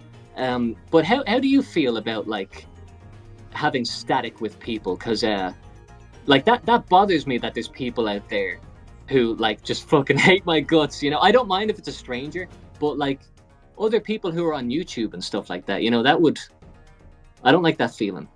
Yeah, I mean, I don't know, I'm used to it, I guess. The thing is, I feel like most of the time that people have started shit with me, it was over trivial things, so I felt like I was in the right. Like, the most famous example that everyone who's watching this knows about is EFAP. I don't know if you know who Mauler or Rags or any of those people are. I don't know anything you said in the last 4 seconds. Okay, so there's some people who are, you know, you would think they'd be aligned with me because they're kind of tangentially related to like the anti-woke crowd or whatever you would want to call that. They have this podcast where they just react to stuff and pause every few seconds. I mean, the EFAP is an acronym that stands for every frame a pause, which is just a joke because they literally like fucking pause whatever thing they're reacting to every few seconds. But anyway, the point is the main guy, Mauler, is one of those huge video essay YouTuber people who tore apart Star Wars and some Marvel shit, you know, basically. Mm-hmm. And he hates my ass, basically because I took a dump on God of War Ragnarok when it came out, and he loved it. I basically said, you know, this is soy boy shit, you know, this is like propaganda to turn men weak and to have horrible fathers and shit, you know, stuff like that. And so, and, you know, there's a badass woman who almost fucking kills Kratos, and I don't know if you play God of War, but fucking Kratos is gonna tear a bitch's head off in 2 seconds. Doesn't matter who it is. Yeah. I played the original PS2 games, and then my friend, like this was a long time ago, but my friend at the time, very, very normie type guy. I don't really like that word too much, but, you know, he is the definition of normie.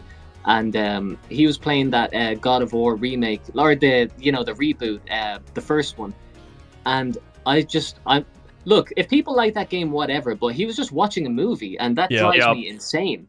Like, I can't get on board with that. But anyway, sorry. So what happened with Mauler? Yeah, so, you know, the God of War Ragnarok is like the sequel to that continuation that you're thinking of. And so, you know, I shit on it. I kind of implied that some of these anti-woke people or whatever are hypocrites and they're not actually really looking for the propaganda. And I said some dig, like indirect dig toward Mauler, and I guess he got really upset about that. Because he ended up... What did you say? I wish I remembered. Maybe someone from chat will say. Well, I was basically what was the gist? I was basically just saying, like, these people who pride themselves on being so critical of every element, of, like, nitpicking things to death, are ignoring these massive flaws with this God of War game, right? And so what this guy does, he thinks this is a normal response. He watches 30 hours of my streams to tear apart my gameplay to just say I'm bad, which, you know what? Some of it was fucking bad, I'll be honest. Like, I was so bored by that game. I was playing it like shit. I was being a retard like multiple times. You know, like, there's definitely parts where I just straight up, like, you know who Dark Side Phil is? DSP? Oh, I mean, I know, like, I actually know him because he was streaming Tony Hawk's. Like, I know he's like a lol cow or whatever, but this is the first time watching him. He was playing Tony Hawk, and he was so, oh my god, like, it was unbelievable. He could not play the game. Yeah. That's every game. So me with this game, like, there were parts where I'm like clearly just dog shit, like, and not paying attention and acting like a moron. And it's like, that's all fine, but actually part of my point in the video was that this is made for morons, because if you ever get stuck on a puzzle for 30 seconds, they just tell you the solution. Like, they don't even wait, dude. It's crazy. No, man. No, I mean, I don't think... Listen, I'm going to lose any fan that I might get today, but I don't know if I will make another video game review. I want to make one, but I have to know what I'm talking about. And the problem I have with games is that, like, I don't want to play Ragnarok for a second, you know? Even if I'm making a video for it, like, you said something like, you know, this is the worst podcast, or I'm so lazy and all that type of stuff. Like, you play a whole game and then review it, and then you play a game on a stream and then you review it, and then you do a podcast. For me, I mean, I know I do an equal amount of work in other ways, but oh man, I don't know if I could do that. That's like Sisyphus. That's like the challenge of a lifetime to sit through Ragnarok. You should have a medal. Yeah, and I then know. make a review about it. You should see some of these shit games I play, man. Like, that's one of the better games. I hate to say it. It's one of the better games in the past 5 years that I've played on stream. Yeah, I said that exact same thing to Kobe before because he made me play Suicide Squad. Suicide Squad with him, and I was dying. I worked on an Alaskan fishing boat where I worked every day, 12 hours a day, waking up at 3 in the morning. That was way better than playing fucking Suicide Squad. That was the worst thing I've ever done. I wanted to die the entire stream playing Suicide Squad with him. When you said you worked on an Alaskan fishing boat, for a second I thought you were talking about a game that you played. Like I straight up was like, no, real life. Is a game that you reviewed, the Alaskan fishing boat game? No, real life. So that's my impression of games is that like I don't even see the value in me using my eyes to see half of these games. So I just would rather spend my time doing something else. But I do like watching video. Well, you know what? Here's the thing. I used to like watching videos about games until I started buying games because like for a good few years, I didn't even like have a TV. I was like homeless. I was broke, and I was living in a foreign country. And by the time I got a games console again, I went from like 2016 to like 2021 or something. Like hardly played a game, and then when I started playing games again, I had been watching videos like YouTube videos about games, and I started playing them, and I'm like, these all suck. I was told that these were good, and then I kept buying more and more, and I swear I probably spent like €300 on games over like the span of a year, and I regret every purchase. Yeah. Like, I'm trying not to complain too much, but my kind of question is, where does it end? You know, because you were saying, Synthetic Man, on one of your videos, and I think it was a very good, candid thing. You were like, these games are so terrible. I don't even know if I can continue making videos because I just hate playing them. Yeah. And I'm so curious about that. Like, you know, where's your mind at with that? Yeah, see, with me, that's why for probably the past 2 to 3 months, I went out of my way to only stream games I liked whenever I wasn't reviewing something. And they weren't the most interesting streams because people really like when I shit on a game. I think that's the whole point of why people watch. So they were kind of boring maybe to watch in terms of streams, but like I was like, man, I remember why I like video games again, playing these old games. So yeah, I am absolutely sick of it, and I don't know. It's one of those situations where there's just too many games that are fucking boring. Like, I can deal with something that's so bad it's funny. Like, Dustborn was funny to me. You know, even Suicide Squad, which my brother says like the worst game he's ever played, there were parts of that were funny to me. A lot of games that came out this year are so unbelievably boring. Like, me reviewing Death Stranding 2, I basically had an existential crisis. I mean, half that video is just like, man, life is horrible for all men. We're just on the hamster wheel until we die, blah, blah, blah. You know, like, literally, like, just a doomer black pill video. It wasn't even really about the game for about half of it. Yeah, we've got a super chat coming in from M. Garcia. He says, Yo, small dude, can you make a vid on the death of OSTs? I remember Mauler claiming that I don't even know what he's saying. The answer is probably no, but good idea. I do like OSTs. Anyway, that's just a super chat. Yeah, we'll be getting to those at the end. Yeah, but yeah, a lot of people wanted me to do a video because like I do this Gaming is Dying series, which is just about random topics of video games that suck now. And people have been asking me to do one related to music for a while because I'm just big into game OSTs. But like I'm not really a musically inclined guy. I just listen to a lot of game soundtracks. So I don't think I'm really the best guy to do it. Like you said, you know music shit, right? You played an instrument, so. Yeah, I mean, like that was my original thing, was like live musician, like a touring musician and like a producer. And now I'm on the Synthetic Man podcast. That's my story. You're moving up. Yeah, I genuinely am. Like, but I don't, to be honest, like, I think music people are very snooty, and people want to say like, oh, you didn't know that OST is in like C# minor, and then for the end boss they actually switch it to C# major. you don't know what you're talking about. I don't like that stuff. Like, you have ears, you play games, you understand like the combination of audio and visual. You're very qualified to talk about what you hear and what you see.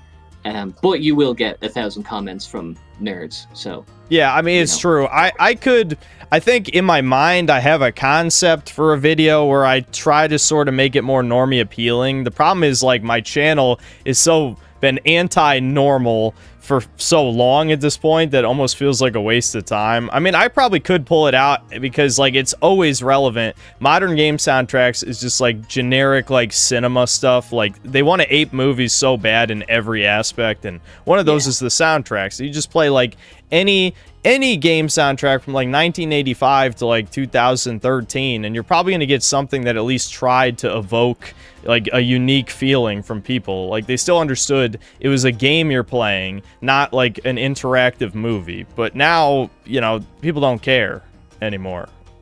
So. Yeah, I mean, the music also just takes a back seat now. Like, it's intentionally meant to be atmospheric instead of like tunes to like jam out to while you're playing, which I just think is kind of lame.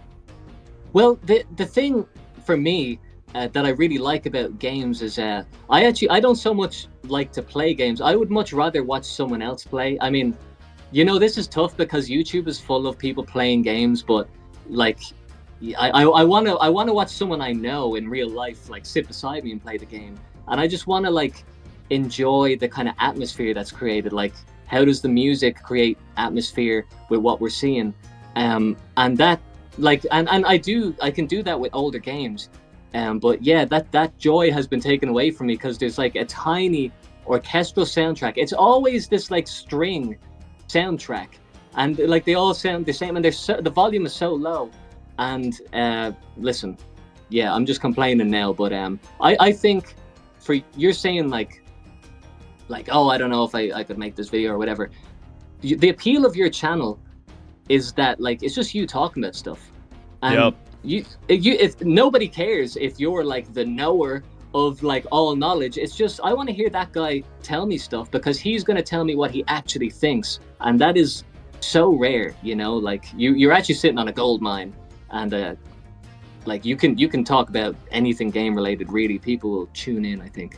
Yeah, that's true. That is true to a point. I mean, lately, I didn't want to talk about this because I already talked about it last week, but like YouTube did like this big algorithm change a few weeks ago at the same time as when they added AI age verification. So my views actually have not been doing very well lately, but for a long time, yeah, I had a pretty consistent viewership. Well, the way I think about it for myself is that if people really like your channel, they will go out of their way to find it. And I know that's not what any YouTuber wants to think about, but I have the most obscure stuff out there, I think. Like, what I make is fairly coherent. Like, it has production value, but it is not like mainstream YouTube video. But like people tune in regularly, and like I get like roughly the same kind of viewership. I don't know how, but it gets out to them. Like, I just try and make a good video and people find it somehow. You can't really think about algorithms and stuff because anything will just change tomorrow. All I think about is just make a good video and just see what happens. Which, yeah, I mean, it's not like you're out there marketing yourself anyway. It's not like you have Instagram ads going for your channel, you know? Yeah, no, I mean, the problem is if you just want the consistent viewers, you can grow over time. But if you want like big, consistent numbers, you have to play the game until you reach a certain size. And just the consistent number does change. Like Kobe's consistent numbers is way bigger than mine or yours, right? But that's still way lower than what he normally gets. Because ultimately over half probably normally you should be getting from outside sources, and if you don't play the game, you'll just never get those. And it doesn't. The game has changed. Is the point? Here's my little dissertation on that, because you know, people talk to me about this all the time with really small channels. I got 500 views yesterday and now I only got 300 today. The algorithm shafted me. And I think with any creative thing, and like YouTube is a creative thing, like you're not guaranteed to be fresh all the time. And like, look at any band, any musician, any actor, any artist or creative, like they have their peak moment, and if they're good, they can continue to have a career, and if they're really good, they have a resurgence later on. But the thing is, usually it's a straight line up, and then it goes down a bit and it plateaus, and if you're lucky, it goes up again. And that's the same with any independent creative endeavor. So my kind of attitude is just, I'll have my day in the sunshine while it's here. If I lose it, so what? I got 100,000 views today. If I get 8,000 tomorrow, well, that's just the way it goes sometimes, you know. But I tried my best. The end. Well, not the end. Keep going until the end of time, but you know what I mean. Yeah, that is a good way of looking at it, but me and Devin don't try. You know,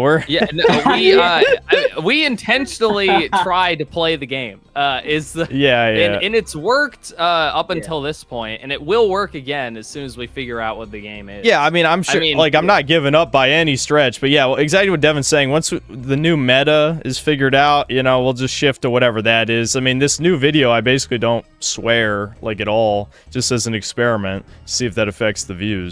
And it's not like I changed any of my opinions. I'm just not cursing like a sailor.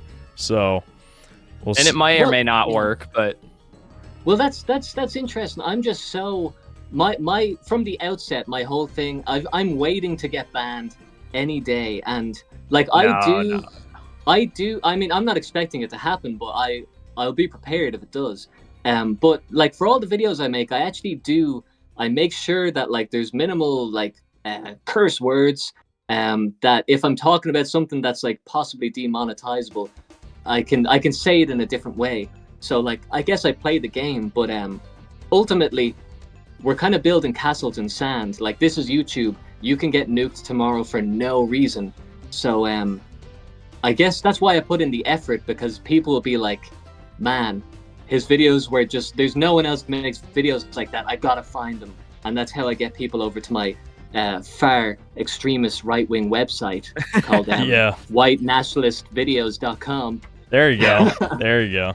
But yeah, I mean, that is definitely a good point. It's similar with me, not about the videos, but just about the voice, like you were saying before. If I was banned tomorrow and I started on Kick or Rumble or whatever the hell, people would find me because there's no one else that is as candid as I am about this type of stuff. I'll put it that.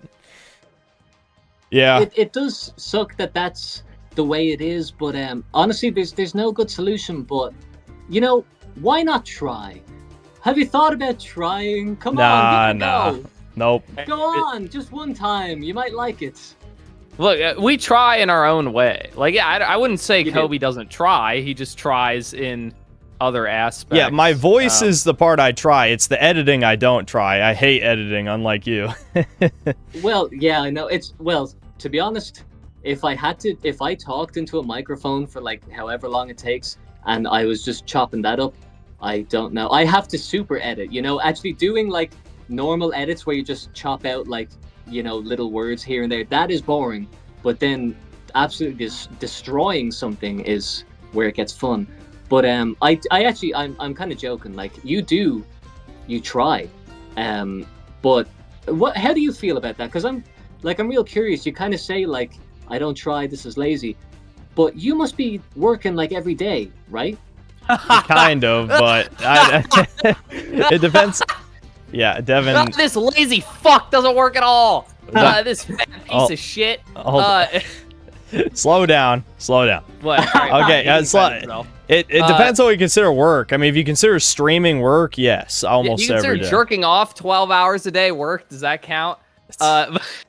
Devin paid for it, yes. He doesn't. Yeah, exactly. I'm being paid to yell at video games online. In fact, that's most of my income. Jerking off, no, shut the hell up. What? I'm not allowed to have a break. I can't. 12 hours is not a break. That's a job. It's not 12 hours. Well, how often do you stream? Like you do a video like what, like twice a month or something? Which at this point, takes a day. You have to play the whole game, and then it takes like a day or two or whatever to make it. But then how often do you stream? Yeah, I mean, I'm up to like streaming 4 or 5 times a week. Yeah, 2 videos a month. Yeah, I mean, that sounds about right. So I mean, if we're counting streaming as working, I definitely stream more than 40. I mean, I work more than 40 hours a week. That is true. But I mean, you know. The problem is he also jerks more than 40 hours a week. So, you know, it doesn't leave much time in the day. Devin, you're getting out of hand. I'm gonna have to take this chair off you if you don't behave. Yeah, it's time to mute Devin. No. But I do. I mean, I know there's a thing online where people say, like, I can't remember who it was. Somebody said like streaming is harder than like working at a like McDonald's. Who was that? That was like someone. That famous. was Leffen. That was fucking Leffen. Leffen? Yeah. Okay. He's a Melee player who also streamed, but he was it wasn't Hassan. Leffen did it first, and he's the one who actually said it was McDonald's specifically. Okay. Yep. So and he got roasted for that, from what I understand. But yes. like, I'm not making the argument here or there for that, but I do a live stream once a week, and it's like it's more of a show. It's not like sitting down playing games. It's like I've got a desk, I've got like a set, you know, like this backdrop here, and I like people call in and we talk about whatever, and like I've been trying to do that for like 4 or 5 hours, and man, that is work. That is like, I'm serious. I worked in bars, I worked like delivery jobs, I worked in a factory. Like, doing that stream is legitimately like physically exhausting, and I think sitting down playing a game for 8 hours 4 or 5 times a week would be as exhausting. I think, like, you're on camera, you're talking the whole time, you're like focused, you know, that's work, that's energy. It definitely gets mentally exhausting. I mean, I've built up a huge tolerance for it since I've just kind of ramped up my streaming over the years. But yeah, when I started, like the first 3 or 4 months, I could only stream about 3 hours, and then I was just completely, my brain was fried. I mean, I'm an introvert anyway, so like talking into the camera, like my social battery is just completely drained. But I just got used to it. I've become like, I used to be a YouTuber, and now I'm really just more like a general entertainer type, you know, or people will say streamer. But yeah, I'm more of a streamer than I am a YouTuber almost, because I just do it so much more. But it definitely does still get draining. I mean, people can tell my brain is fucking fried. I should end the stream. Like, my average stream length is probably 7 hours now. On average, I do it like 4 times a week. So, you know. That's tough, man. I would lose my mind. I mean, you said that when you started, it was, you know, it was tough. You do it for 3 hours, you get tired. I'm sure you build up a tolerance for it. But I guess, like, when I think about what I do for, like, you know, I spend more hours than I'm ever going to tell you editing a video. Like, it's kind of ridiculous. I am quick for what I do. But sometimes I'm just thinking, like, look, no one's gonna like to hear this, no one wants to hear this, but I'm putting like 50-60 hours in when I'm like really in the flow, and I'm like, I could get a different job and sit on my ass for the entire day, but I'm doing this because I like to do this, and I like being on. I don't really like being online, but I like getting to post stuff. It's fun, and that, you know, like, you think about playing the game, doing thumbnails and stuff. I hate doing thumbnails, but ultimately this is a fun thing to do, and I'm very like cognizant of that. I'm also a very small YouTuber, so like I can say that now. Talk to me in 2 years. But when it stops being fun, you need to change something, you know. That ain't good. Yeah, for me, my change was streaming more, ironically, just because, like, I don't know, making videos became so formulaic, and I'm lazy. I don't feel like doing any of the real editing stuff, you know? Because my style of content needs to be timely is the problem, so it's just kind of antithetical to working hard on the editing side of things. But, yeah, I mean, honestly, I really like streaming. I do. You know, even when people troll me constantly. That's what I found with them. Like, I started doing streams like 2 years ago, and I was just messing around, like, you know, not many people are watching, and trying a load of different things. But now I've got to a point where it's like, I sit down, I know what I'm gonna do, there's an element of like unpredictability, but for the most part, it's like, okay, like this is what I'm going to do. And it's a lot of fun. And I can see myself like just end up doing that more and then making videos less, which is a tough kind of balance to strike. But I think what's good about live streaming is like every moment that you're doing something is like rewarded. And when you're making a video, you're just like sitting there editing by yourself, and like it almost feels like you're not doing anything because no one can see it. And the reward will only be had if people watch your video. And then you're thinking like, if I put all this work in and no one watches it, I'm sitting here editing for no reason. It can be it's mental torture. I don't know if anyone works at McDonald's, but my job is mental torture. It's so hard making a YouTube video. I tell Kobe, I've told him many times that streaming is poison. Because you're supposed to be making videos, but streaming gives you immediate positive feedback compared to videos where it's a lot of work and then you may get positive feedback. So I call it poison because you should be doing what you're supposed to be doing, but it just feels so much better to have everyone talk about how great you are. Well, to be honest, you were saying the Synthetic Man was saying, what were you saying? I like it even though people troll me. And I think that's what I like about live streams is that like there's a bit of back and forth that like in a comment, it's like you make a video and then someone makes a comment, then it's over. You're not going to be in the replies arguing with everyone. But there is something about a live stream where like you say something, someone replies, you say something back, they reply, and it's like, dare I say, a social event. And editing is completely lonely. Yep. Yeah, exactly. Yeah, it's pretty obvious why so many people stream. I mean, it also is just more lucrative, at least if people like you, anyway. So I make more money from donations than I do from ad revenue, so that doesn't help with the whole, like, oh, I'm tempted to not do real work, because, I mean, you stream, you have fun, you make money, why would you make videos, Yeah, that's I've always thought that videos are the thing that make people love you, because you get to refine your thoughts and it's like the best version of you. And then streaming is kind of like just hanging out and being casual. And like if you have a friend in real life, you don't want to just sit down with them and they're like, so here's what I think about toucans today. And he just talks for half an hour. You're like, that's interesting for a while, but can we just talk about like some brain dead stuff? Yeah. But then it's the balance, you don't want to only talk about brain dead stuff. So I guess it's balance, but YouTubers aren't very good at that, are they? Yeah, no, I mean, especially someone like me, I just have an addictive personality. So when the streams were becoming more and more popular, I'm like, fuck, man, why am I trying to do a video a week? Though I don't even think I was at a video a week by that point when I started streaming more. But regardless, I used to make a video every week once upon a time about 5 years ago, but I haven't done that in a long time. Someone says your personality certainly is addictive.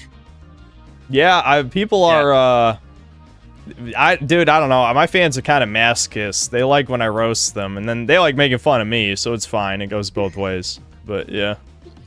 Yeah, the live stream audience is also an interesting thing, because I would never watch a live. I don't really watch YouTube, to be honest, in general. But like, I don't think I've ever watched a live stream. So like, I do a live stream. So there's a part of me that can't relate to the people who are watching, because I don't know why you're watching. So I am it's kind of like a different world, which for me is fun, but I can imagine that being disorientating for some people. That a lot of people, I'm surprised that more people don't lose their minds doing streaming with like having 10,000 people giving their opinions on you. How do you feel about that? About like all hours of the day people are watching you and thinking about you and writing little letters to you? I don't want to say I'm a narcissist, but I am definitely on that spectrum where I'm like, I don't really care what most of these people think, so it doesn't really come to my head that often, you know. Well, you have to have that attitude. If you did care, you wouldn't be here. You know, you'd be out the back with a big round rope. But yeah, I'm so curious about how people feel about it, because I just want to make what I want to make. I have like a creative drive. As long as the thing that I'm making looks the way I want it to, and like, you know, I have kind of a vision, then I'm happy.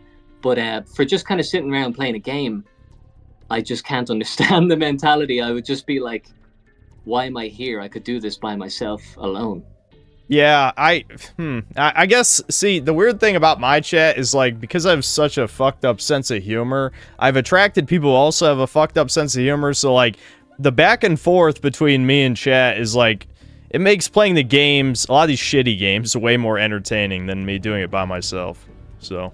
True, yeah. I guess it's entertaining for them, but when I've tried to play a game on stream, and I'm boring myself. I'm like listening to myself talk, and I'm like, is anyone listening to this? Even right now, I'm thinking that. I'm like, is there still viewers? Because I've talked way too much, and I've stopped listening to myself. Yeah, it's weird. I don't know. Streaming is the type of thing where just some people, they have a knack for it, some people don't. It's hard to describe. It's like, it's just being an entertainer. And if I asked my teenage self, like, would you think you're a fucking entertainer? Like, people would watch you just yap about nothing? There's no way I'd believe that. But I guess, I don't know, I was just deep down, I just had that sort of personality to be entertaining. I don't know. Well, okay, so let's investigate this. I am a licensed psychotherapist, by the way, and I have a PhD. Is that real, or are you just saying that? No, I'm just saying that. I never went to college. I actually went for 3 days, but to play guitar. But when you were a kid, did you like perform? Did you want people's attention? No.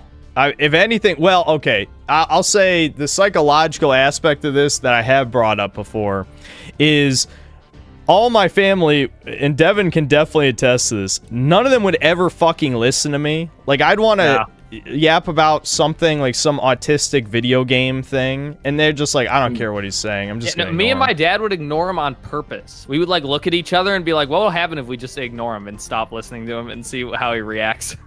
and now you're like, can I come on your podcast? No. I had to be begged to come on his podcast. The chicken and the egg, which came first? Yeah, so, I mean, it's obvious that, I to some degree, you could say it's the attention thing, but it's only like, I just wanted to share my very loud opinions to whoever would listen, and, you know, over time, there were less people to listen to those opinions, so it's like, I always liked YouTube stuff. Like, I've been watching YouTube since the days of Angry Video Game Nerd, Nostalgia Critic, all that stuff. So I always, like, kind of admired that sort of thing. I watched a lot of e-celebs, you know. I was parasocial with other groups like the Game Grumps or Achievement Hunter or whatever. So I sort of already knew, like, I'm the type of person, I'm very good at noticing patterns, you know, insert joke about Israel. You know, so I'm the type of guy who looks at what works. I'm like, I guess I could just emulate that. So I just was doing the things that I liked seeing when I was growing up, you know? Okay, now I want to know this, because I'm kind of thinking about this now. Let me just confirm something. Do you both have an inner dialogue, like you talk in words to yourself in your head? Yeah. Yes, we are human. Okay. Yeah, no, but there's people who don't do that. I just have to make sure. You say the word people. I don't know if I agree with that part. But I did eat breakfast this morning before you asked the question. Did you put your pants on today? So I've been going around my whole life just like telling myself shit, like the way the world is, you know. I'm like, yeah, this is really this way. Yeah. Oh, people who do this are like that, you know. And these have just been contained in my head, and I've never really thought about telling people this. Like, maybe in some far off fantasy I'll be like interviewed by Johnny Carson and he'd be asking me my opinion on lesbos or something. Anyway, point being, I'm a little bit more famous because I made a cool video, and I've been working for like 2 years on YouTube, and a YouTuber got me to edit their video. Now people want to know what I have to say, and I'm like, I have a lifetime's worth of words. But you were saying that like when you were younger, there was less people to talk to. So how did you feel between that like transition of like 0 subscribers? That like what was that jump from like nobody listening to now I can get online and there's going to be like more people than can fill a small room listening to me? Yeah, that man, yeah, I guess it was like 5 years ago now, so I'm trying to think, like, because I feel like my brain has changed a lot in that time, because I really was like such an extreme introvert. So obviously I was extremely nervous when I first started making videos, and even me, I mean, I didn't hold back that much, but I did hold back some of my power level, you know, as they say, in the early days. Like, I didn't talk about global conspiracies in the early days. You never start with that. I think even if you look at Andrew Tate or whatever, he probably didn't start with that. He probably said like, fuck this new packet of crisps, mate. The crisps have gone red to green. It's ridiculous. Yeah. But like even in the early days, I just because like the first modern game review I did was for the Resident Evil 3 remake, which I hated. You know, it's horrible. Yeah, it is bad. Yeah, and I'm just like, so I'm just thinking like, yeah, I was pretty reserved. My microphone quality was terrible, you know, so I can't listen to any of those videos anymore. But yeah, it's hard to say. Like, I'm trying to think. I think back then the video had about 30,000 views, so that was a shit ton because I went from like a few hundred to that. So how many videos did you do that had like a few hundred? How long did it take to get to 30,000? It wasn't that many. It was probably like 6 or 7, something like that. And how did that feel like when it just made that big leap? Yeah, that was super exciting. I mean, I was just like you guys, you know, I was reading every single comment. I was like, because people were on my team, you know, everyone was mad about Resident Evil 3 remake because they cut half the fucking game basically. But that's kind of how I feel now, is that like Tony Hawk was such an easy video to like, you know, criticize because the game, like everything about it is bad. But then if I wanted to make a video about something that is a bit more divisive, there'll be people who start to turn. So that first kind of hit is probably like the easiest one because you're just winning and everyone's like, yeah, you're the best, make more. And then you're like, how about this one? And they're like, you suck, I thought you were cool. Yeah. All right, hold on. I gotta pee, but I have way more to say on this topic, but I gotta pee. Okay. Hold on. All right. Yeah, me and Devin are gonna hold the fort here.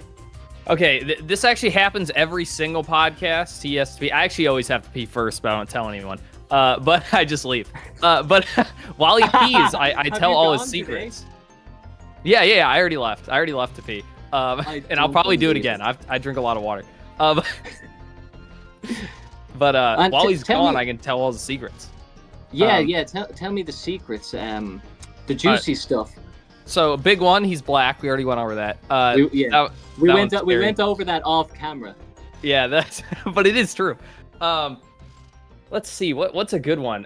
He pees for a long time. That one's kind of weird. Hold on. Now, are you the younger brother or the older brother? I'm younger. I'm the younger brother. How do you feel about your brother's success? It's great. I've been happy for him the entire way. You just started your channel like more recently, right? Yeah, it's been 2 months, like around 2 months. Oh, that's very recent. And you got like a video with 1 million views already. Yes. Yeah. Man, how do you feel about that? That's crazy. That's like straight to the top.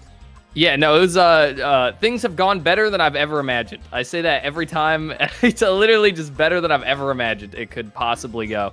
How do you feel about like making another video? Like, do you feel the pressure? No, I've already I've been I guess originally I was doing 2 videos a week. So like from the beginning, now it's been a while. I took a vacation, but that I shouldn't have. But I've been doing the just go. You know, when I feel like I'm done, and then I just immediately start on something else to just keep going. Good, yeah. Has been the plan. And you said you made a video about pirate software, and you said like it was quickly made. I think I might have watched that because I wanted to know the gist, and I think was your video like 20 minutes? It was 28 minutes long. Yeah, I think I might have watched that because I just wanted to quick. I was eating lunch. I was like, somebody tell me real quick the entire situation, and then I never have to hear about this hairy. Can I? No, I know I can't say this word. Hairy toucan. Yes. And why did you pick him? Like, what was the inspiration? So, believe it or not, I actually have a story for the guy, because basically Ross Scott, he's my boy. I really like videos on obscure video games, and he basically just makes videos. That's what he still kind of does it. Makes videos on obscure video games. So I've watched him forever, and he's a super nice guy, never done anything to nobody. And he double negative, hidden code. He did something to somebody. No, he's a good boy. He's a good old boy. But he started a movement called Stop Killing Games, which is point is he's a schizo, likes really old games that tend to die, because he likes obscure weird stuff, so that makes him sad. And Pirate Software like attacked him for this, like called him a greasy car salesman, like a scumbag, that like he was straight up mean to him. So I'm like, fuck this guy. This guy's a piece of shit. But everyone was on his side because he pretends to be a nice guy on the internet, you know? I only found out about this. I only know who that guy is after everyone hates him. So I can't believe anyone ever was on his side for any reason. He's visibly unlikable. Yes, no, he's a straight scumbag, but he would be like, anyone can make a game. You don't need anything, any experience, nothing. All of you can be a hero just like me. So, you know, people, that's all you have to do is say sweet nothings to people, and people will pretend like you're a good guy. So I made a video on the Stop Killing Games thing, and after that, I did a stream, and we're just talking about Pirate Software, and people were like, oh, have you seen the code? Have you seen the code of the game? And I'm like, no. So I check it out, and I'm like, this is the worst shit I've ever seen. Like, this is, I don't know, like a high schooler who's just learning about code. It's not someone, and he's lied for years about working at Blizzard and being a hacker and stuff like that. And so I'm like, maybe I'll make a video just on the code. And then I'm scrolling through YouTube, and I was subscribed to a obscure RPG Maker mod channel. That's how obscure we're talking. It's not just RPG Maker games, it's the mods to RPG Maker games. Yeah. And I used to be subbed to him, and I saw he had a video with 300,000 views. And I'm like, there's no fucking way. This guy gets, you know, like in the hundreds normally. And I saw it was on Heartbound. And I'm like, damn, I could do this. And I play the game, and I'm just like, this is a piece of shit, but I just really fucking hate this guy. So I'm gonna use this video as an excuse to just shit on a guy I really don't like. And then it happened to explode, you know? Wait, did you break that story about his code being bad? No, I didn't even do that. No, that was, okay. I just, where everyone was getting it from that they were telling me was from a guy named Coding Jesus. I think that's who broke it. Oh yeah, then I think it was your video that I saw, because like I missed out on that thing, and I'm glad I did, because I don't know anything about coding. I would have tuned out. I just want to know, why does the guy suck? Give me that like quick hit, and then I'll go about my day, never think about him again. Yeah, no, his game's just ass. That's the it's real fucking ass. And for someone who prides themselves on being like an expert game developer, it's pathetic. Always a bit satisfying to see the giant fall from his high tower. Yeah. Classic story. And it just totally deserved. That's what I love is, like, if I find something, and it's pretty rare, you know, surprisingly hard to find, if I find someone who totally, completely deserves it, that is just the greatest thing for me, because I will go to the ends of the earth. Like, and I love petty stuff as well. Like Synth was saying about like someone like looking through all of his live streams and just basically saying, look, he sucks at this game.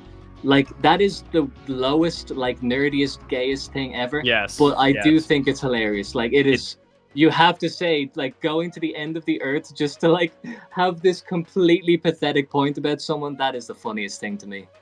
Yeah, dude, I've told people this. I'm a drama llama. I fucking love those drama videos and shit. And to me, it's actually better when I don't care, because then I don't care about the outcome. You know exactly, what I mean? Yeah. Then Absolutely. anything happen, whatever, you know? That's why Devin should just do drama videos. It clearly works. No, yeah, but then I'd be involved. I don't want to be involved. That's what I was gonna say. It's like a whirlpool, and you can be beside it, but like you get sucked in quick, and then you become a drama guy, which is like the worst thing that you can be. So you gotta be pretty careful.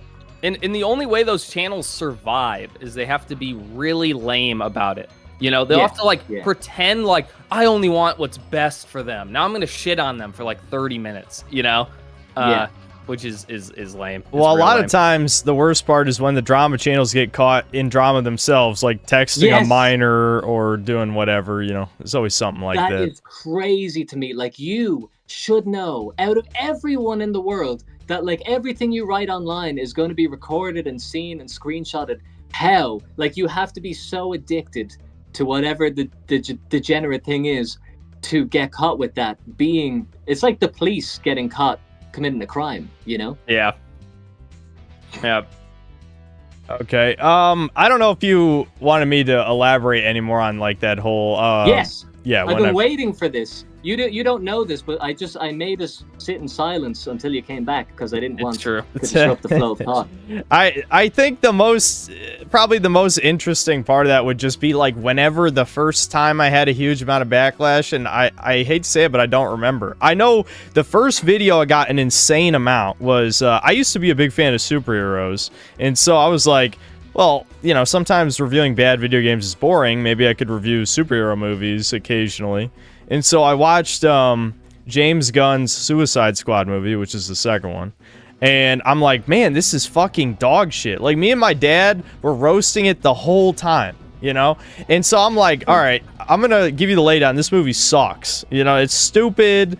Like, the tonal whiplash is just idiotic. The only movie of James Gunn's I liked was the first Guardians of the Galaxy, you know, blah, blah, blah. I say all this stuff. That like-dislike ratio is the worst I have ever seen to this day. It was... What was it? 17% likes. What the Whoa! fuck? Yes. Oh! Yeah. That's rare. That is rare. Yeah, that's real bad. Yeah, genuinely the worst one I've ever seen on a video. It was on that. I'm like, who are these people? Did Reddit in mass, like 50,000 fucking Redditors came out of the woodwork just to shit on me? I'm like, I'm so mind blown by this. I still think the movie sucks. Like, some people like it, but whatever. The movie fucking sucks, you know? Well, that's what I like about, you know, I want to make sure that I absolutely know what I'm talking about when I'm making a video, because even if I get like, you know, 70% likes, 17% likes, I will laugh knowing that I'm right, you know, and nothing can convince me otherwise. Like, if I had a doubt that, you know what, you know, maybe I was wrong, that would kill me. I would think about deleting the video every day.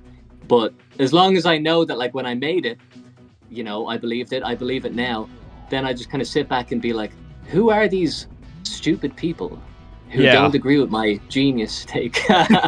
Yeah. I mean, if it was, you know, I've never made a video just lying about my opinion, so it's like, what do you want from me? I'm not going to change my mind just because people disagree, you know? So yeah. Well, I mean, listen, we've talked about comments, but if there's one thing I've learned, there's just, for every thought in the world, there's a comment that says it. So it just cancels it out. And there's also a lot of people who say nice things, so, you know, it is, well, obviously not on that specific video, but you know, at the end of the day, you're making it for you, so it doesn't really matter what anyone says about it. The funniest thing for me is the massive essays. Like, do you write comments? Like, would you ever write a comment on a video? No. Either of you? Fuck no. I have a few times, but the thing is, I've commented a few times, like in the earlier days when I wasn't as hated, and still people would come out of the woodwork to be like, "You're a fucking terrible person, you racist piece of shit." You know, like literally, I'm like, "What the hell, dude? This is a completely unrelated channel. Why do you hate me so much?" Yeah, I would make a comment when I have something to say. You know, I'm, you know, I don't mind if people write comments if they just want to type and whatever, but if I know something that maybe wasn't in the video, or if I had like an anecdotal experience, I would do that. But it's unfathomable to me the 4 paragraphs about like one small error that I made or whatever. I would love to know more about. Actually, no, I don't want to know anything about these people. But well, okay. So tell me more about your glow up. I don't know. I don't think the story's that interesting because it's like, you know, a lot of YouTubers will be like, well, even like Devin, I guess, is kind of an example, even though he's not big yet. But still the point of like, oh, you have your video that makes the channel, like this is your big moment. I mean, I guess you could say for me, the closest thing to that was I reviewed Far Cry 6 and that got 1 million views. But even then, like it's not like that's what made me big. I think I got like 10,000 subscribers from that video, which is probably the most I've ever gotten from a video. But still, that's out of now 156,000. So it's not like, you know. Yeah. Well, when did you take it seriously? Like, did you take it seriously from the start? Well, yeah. I mean, I hadn't. When I started YouTube, I didn't have a job for 2 or 3 years by that point. So I was just like, you know, I might as well just like dedicate all my time to this and figure this out. And I've always been a stubborn person, so I'm not gonna like watch a bunch of video tutorials on how to do every little thing. I just watched enough to know how to do the basics, and I've learned little bits of stuff since then, but never more than I needed because I've just never had an interest in editing or Photoshop or any of that stuff. Yeah, well, that's a lot of people ask me like, how do I edit like you? And I mean, long story short, it's like do it for like 7 years or however long ago 2018 is. To be honest, I actually only really took it seriously in 2021. But like, you know, if you want to be like really good at something, just spend a lot of time doing it. But there is also a thing of people be like, do you have a tutorial I can watch or whatever? And it's like, you just open up, you Google good video editor free, and then you download the first one, and then you put a video in it, and then you Google like how to cut video, and then you do that for like 5 things, and then you're like, yeah, I can get to the end of this one with those 5 tools, and then you just do that. That's your entire career. Like, it doesn't really it doesn't have to evolve beyond that very much. Right. Yeah, so, you know, I just had a slow climb, which I think that's most YouTube channels anyways. You just keep covering trending topic after trending topic after trending topic. That's what I always tell people, because, you know, like some of my fans have gone on to make their own channels. And the thing is, like, a lot of times you can only give advice up to a certain point, because like you can't tell someone to be charismatic or to you know, get to the point or whatever. But what you can say is you got to be timely. That's the thing. Like, people have complained about the quality of my videos for years, and you know, they have steadily gone up a little bit, but I don't write a script. That's the shit that gets people, where it's like, yeah, almost everyone writes a script. 99% of people write a script. Me, I just got good enough at talking off the cuff with notes. I take detailed notes, and so that's close to a script. But other than that, I'm unscripted, which I think I don't work well with the script, because I'm not an actor. It's a lot easier to act when you're just saying it off the top of your head. Yes. You know? Yes. And the big thing is, like, I'm not a big movie guy, but the only movies that I really, really like are Kubrick movies. And his thing, and I think they're like as close to perfect as you can get. And his thing that people criticize him for is, he says, is that he does like 100 takes with actors. And he says, I wouldn't do 100 takes if they just got it right the first time. And I found that myself, that like, if I script something, if I write it, and sometimes you get it right the first time because you're just kind of like fresh into it. But if you mess it up and go back, I end up doing it 100 times. So the best thing to do is if you can actually just think of it and then say it as soon as you thought of it. And I know that my video this Tony Hawk video is like very edited and whatever. But when I was doing the voice lines, I knew that if it was scripted, it would be wooden and like inauthentic. So I just kind of wrote like the bullet point and then prayed to God that I could get the thought down. And I think it works. Like, I look back in it and I'm like, wow, I actually really articulated that point, and I had one chance. It's crazy how like the power of just this spontaneity actually can just shape your whole video, shape the channel. Yeah, it really worked out. I'd agree. Yeah. Yeah, so, you know, it's just, yeah, it's not, so, I could probably talk for hours, but it wouldn't necessarily be interesting to most people, but it's just one of those things where you just got to keep going, you got to be fast, you got to, you know, be charismatic, again, which is worthless advice, I know. It's just like, work harder, be better, you know, like my favorite game, God of War Ragnarok, be better. I know that's useless, but it's kind of just like you just have to be very critical of yourself, because as we were talking about earlier, internet criticism is fucking worthless. People will not tell you what is wrong with your videos. They'll just get mad, you know? Yeah, that's something I find so comforting, is that like in my own head when I'm making a video, I'm like, this sucks. You're not good enough. You're not working hard enough. And like every small, like even like I'm a bit of a perfectionist, so like there can be one thing that is just slightly to the left and I'm like killing myself over it. And then the worst comment on the video is like nothing. I'm like, come on. Like if somebody said to me like something that I really cared about, like, I don't know, but like timestamp 38 minutes, 17 seconds. This frame is a little to the left. This guy sucks. I'd be like, oh, they got me. Yep. They got me. But all the comments are just like, you get no bitches. Yeah. You know, got them. Something that they can't know, impossible to know. Yeah, yeah. Sometimes they do get me though. I've gotten hit a couple times where people are like, "You fucked up the music," and I'm like, "I fucking knew it. I knew I fucked up the music this time." And I'm like, that's why you have to make sure to not fuck it up.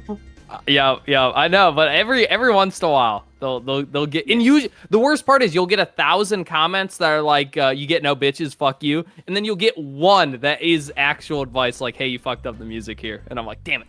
Yeah, and those ones, when you know that they're right, those are the only comments that are tough. Yeah. But yeah, we're talking about comments a lot. I think it's because I'm getting 1,000 comments a day, so I'm thinking about it too much. Yeah, it's all right. You'll get used to it. We all do, you know. Yeah, I mean, to be honest, it's also that thing of, like you're saying, like, when I was younger, I would just talk at length about, like, a video game and no one would listen. So now, like, you have an opportunity where you did something, you said something, and people are listening, and you're like, yay, time to check the comments and see what people say. And then you're, like, so, like, deflated because you really have to search. Well, I want to enjoy it. I want to at least pretend for another day or two that there's going to be a real insightful comment. Yeah. And then I'll give up. I guess what you could do maybe, and people might say this is like, oh, this is an engagement trap and he's trying to bait me. But you could, like, literally say in your video, like, hey, you know, if you guys could give me some constructive feedback, just tell me anything you want that's wrong with the video, you know, say at the end or something. Well, I was thinking of something the other day. Well, here's me causing YouTuber drama. I shouldn't be saying this because this is shooting shots. Have you ever seen this video? And it's called Oblivion Remake is an Artistic Disaster. Yeah, shit, I think I watched that on stream. That guy, I think, even said he wanted to come on Chudcast. People remind me about that, I think so. Oh, so that guy, I mean, I've seen like 2 or 3 of his videos. He's like this Eastern European guy who's like, and the reason why this game is bad is because the shareholders know that this is propaganda. And like the whole video is like that, but he's saying like facts, you know, and I really like the info that he has. But I wanted to make something that's like a bit of an artistic design as a video. But I really liked the title, like such and such game is an artistic disaster. So I robbed that from him, and in broad daylight, and not my idea, but I credited him in the description. So anyway, that's not the point I was going to make. So here's where I'm going with this. My video and his video are spiritually connected because of this. But in one of his videos, he's commenting about or he's talking about the comments, and he's like, people in the comments are saying that I am an incel, and that is not true because I have a girlfriend, and here she is. And then he like gets out his webcam, and his girlfriend is absolutely beautiful. She is like gorgeous, yeah, in a classically beautiful way. and she like gives him a kiss or whatever, and she's like, I love his videos. His videos are the best. I love him. And I was just thinking, like, imagine I did that in my video. Yeah. In the Family Guy video, like, I'm like, so wait a minute, guys. And it's like me on face cam, and I'm like, so I actually have a girlfriend. And I'm like, hey, come in here. I was just thinking, I've set myself up in a way where I can't do stuff like that, you know, like just say, hey guys, just me here. Could you leave constructive criticism? Because I'd really like it. Yeah, People be like, is this a joke? Well, yeah. I don't know. I guess I could bring it up because Firelink Conspiracy was the name of the channel. If I have him on here, maybe I'll ask him how he feels about you stealing his title. Who knows? It could be fun. Do that. That would be funny. And don't tell him, you know, surprise him, because I want to know his genuine reaction. Maybe he's watching this. Who knows? But whatever. He's a good guy. So even if he hates me because I stole his 3-word suffix. So. Well, if you want to steal my titles, you can have my 2 most popular. I reused the second one for another video. My 2 most popular were Disgusting Woke Propaganda. That was for the Spider-Man 2 video. And Creatively Bankrupt, which I used for Far Cry 6 and Starfield. So if you want to say blank is creatively bankrupt, you can have that. Yeah. So hey, listen. I mean, I might not do that, but I also might, because I'm saying now, no, I've got better ideas than that. But in 2 months' time, I'll be like at the title upload thing, and I'll be like, you know what? Let's do it. You know what? My next video is actually going to be called. It's going to be called Chudcast featuring the small dude. So. Oh, okay. You got there before me. Yeah, that's good. I mean, that would have been a great title, though. I think it is, I know. It really rolls off the tongue. Now I'm gonna do small cast featuring. I don't know. Here, I overdid it there. I overdid it. Rewind. Okay, so, as you were talking about that, chat is pointing out how my most used thumbnail caption is blank is dead. I've done that about 50 fucking times. Dude, I was fucking roasting this motherfucker because Kobe hit me with the thumbnail really has to reflect the video and your emotions, and I'm like, you have the same thumbnail for every fucking video. What are you talking about? Yeah, and it works. It works. Yeah, but it doesn't have to do with anything. I would love that, man. You've no idea how much I'd love to do the same thumbnail every time. Like, that is... Oh, man.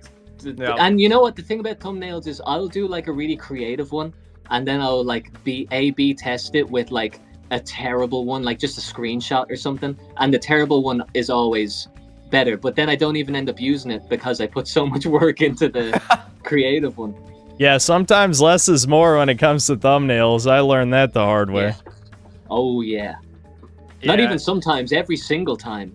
Yeah. No, dude, I hate thumbnails so much. I hate it with every fiber of my being. My stream thumbnails are how you know I'm having fun, and it's usually just a cropped image of something sucking dick and replacing the dick with a sandwich. Like that's my big creative input. Paulus Greyrat in the chat says thumbnail is a lost art. And I actually do agree that, like, I love, like, making a good thumbnail, and I want to make it good and beautiful. But the thing is, like you just said, is that that's not what people click on. They click on, like, they watch it, they look at it for 2 seconds. Gaming is dead. What game? Donkey Kong? Okay, yeah, I'll watch. And like what you said with the live stream, this live stream I do with the callers, I finish the live stream and then I make the thumbnail and title. Like, when I'm going live, it's not like the final thumbnail, it's just like a kind of placeholder thing. I make the title and thumbnail in like 5 minutes, and it's great. Like, I always look back and I'm like, yep. It's fun. Like, it was like a little challenge. Yeah, to me, it's just like, I know the streams, the thumbnail doesn't matter as much, so I can just have fun, Like, I'm not worried about being like, cool, click this. You should do that for a main video, but because you have to put effort and time into it, you don't want to throw away all of your hard work by risking having like a bad thumbnail. But that is completely counterintuitive, and it's the work of the ego. It's the ego at play saying, I worked so hard, people need to know by my thumbnail how cool I am. Whereas you can just take a screenshot. of the problem is just like, to me, it's like, I already don't like this. Like, this is already the part I don't like, and I know the correct thing to do is to be lazy, because that's just the thumbnails that work, are the lazier ones. So there's something about that makes me hate it. You know, I don't know. It to me, it's like, I don't know. Laziness should not be rewarded, especially when it's my own. You know, exactly. So it's like you're being baited into it. Like, you kind of want to protest, like, no, I'll do it right. I'll do it the right way. But then you just fight yourself until you eventually give up and do the thing that, you know, it's if we want to get a bit like macro with this, it's a bad thing for society to be exposed to very poor quality art, if you want to call it thumbnail art, or like marketing. It lowers the standard of all graphic design. And listen, I don't know if I'm going to be the guy who goes down with the ship who says, like, it was my fault, I lowered graphic design. But I know that I'm going to be one of the passengers on that ship. So I don't know, just got to hold my nose and deal with it.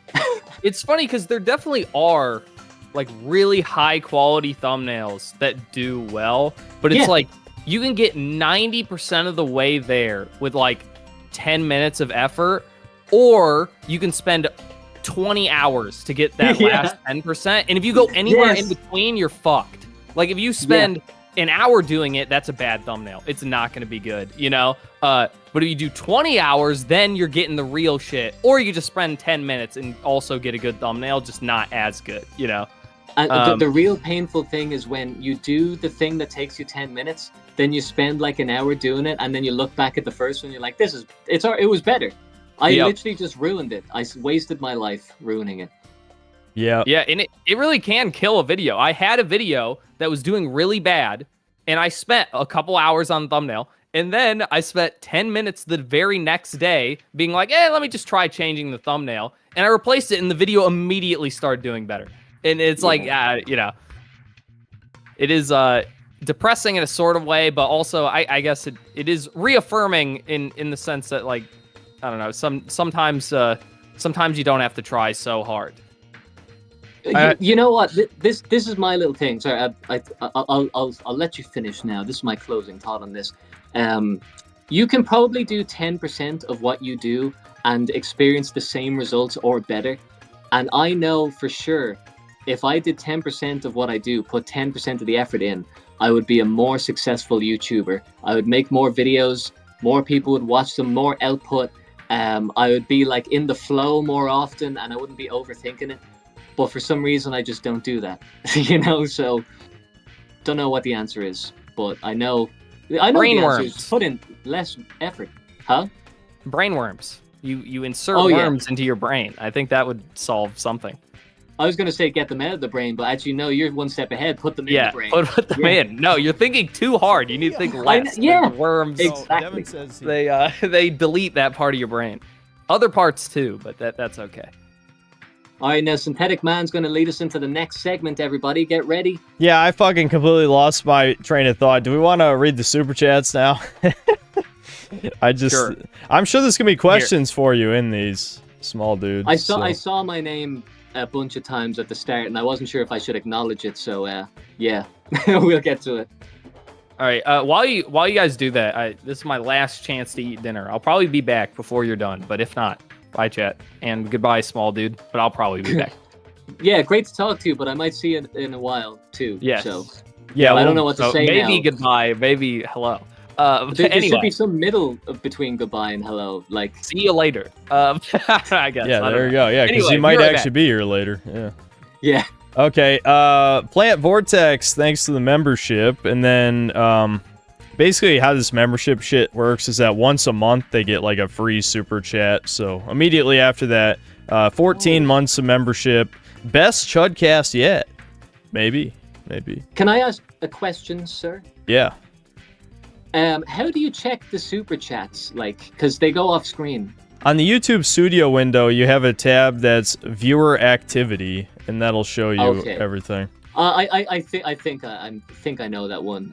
That's a good little pro tip. We shouldn't have said that publicly. That's a good.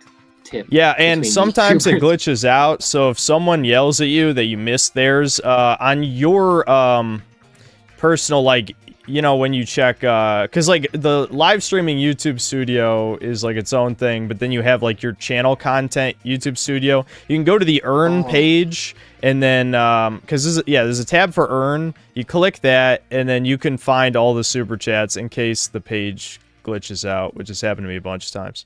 Okay, that's very helpful for me. Thank you. Probably not helpful for almost everyone watching, so we'll get on with the super chats. But thanks for that. Yeah. Brian the God, thanks $2. Can small dude say we was kangs and shit? We was kangs and shit. There you go. I don't know what that's a reference to, but I figured that was the voice. I don't think it's actually a direct reference, but there was, back when Assassin's Creed Origins came out, well, you play as a black guy in that game, and it's very contentious, like how many Egyptians were sub-Saharan Africans, and how many were Greeks and all that, so whatever. Anyway, back when the trailer came out, everyone was like, we was kangs and shit, you know. So. I like it, Brian the God. Thank you. I'll say that all the time. Actually, maybe I shouldn't. I'll say it when you ask me to, Brian. Yeah. Okay. Take 9, thanks to the 3 months membership. Full Kino. Absolutely. Dumb as Rocks, thanks to the 5 pounds. A brown skin Packy looked at me yesterday. Genocide now. Like. Nice comment. What was his name?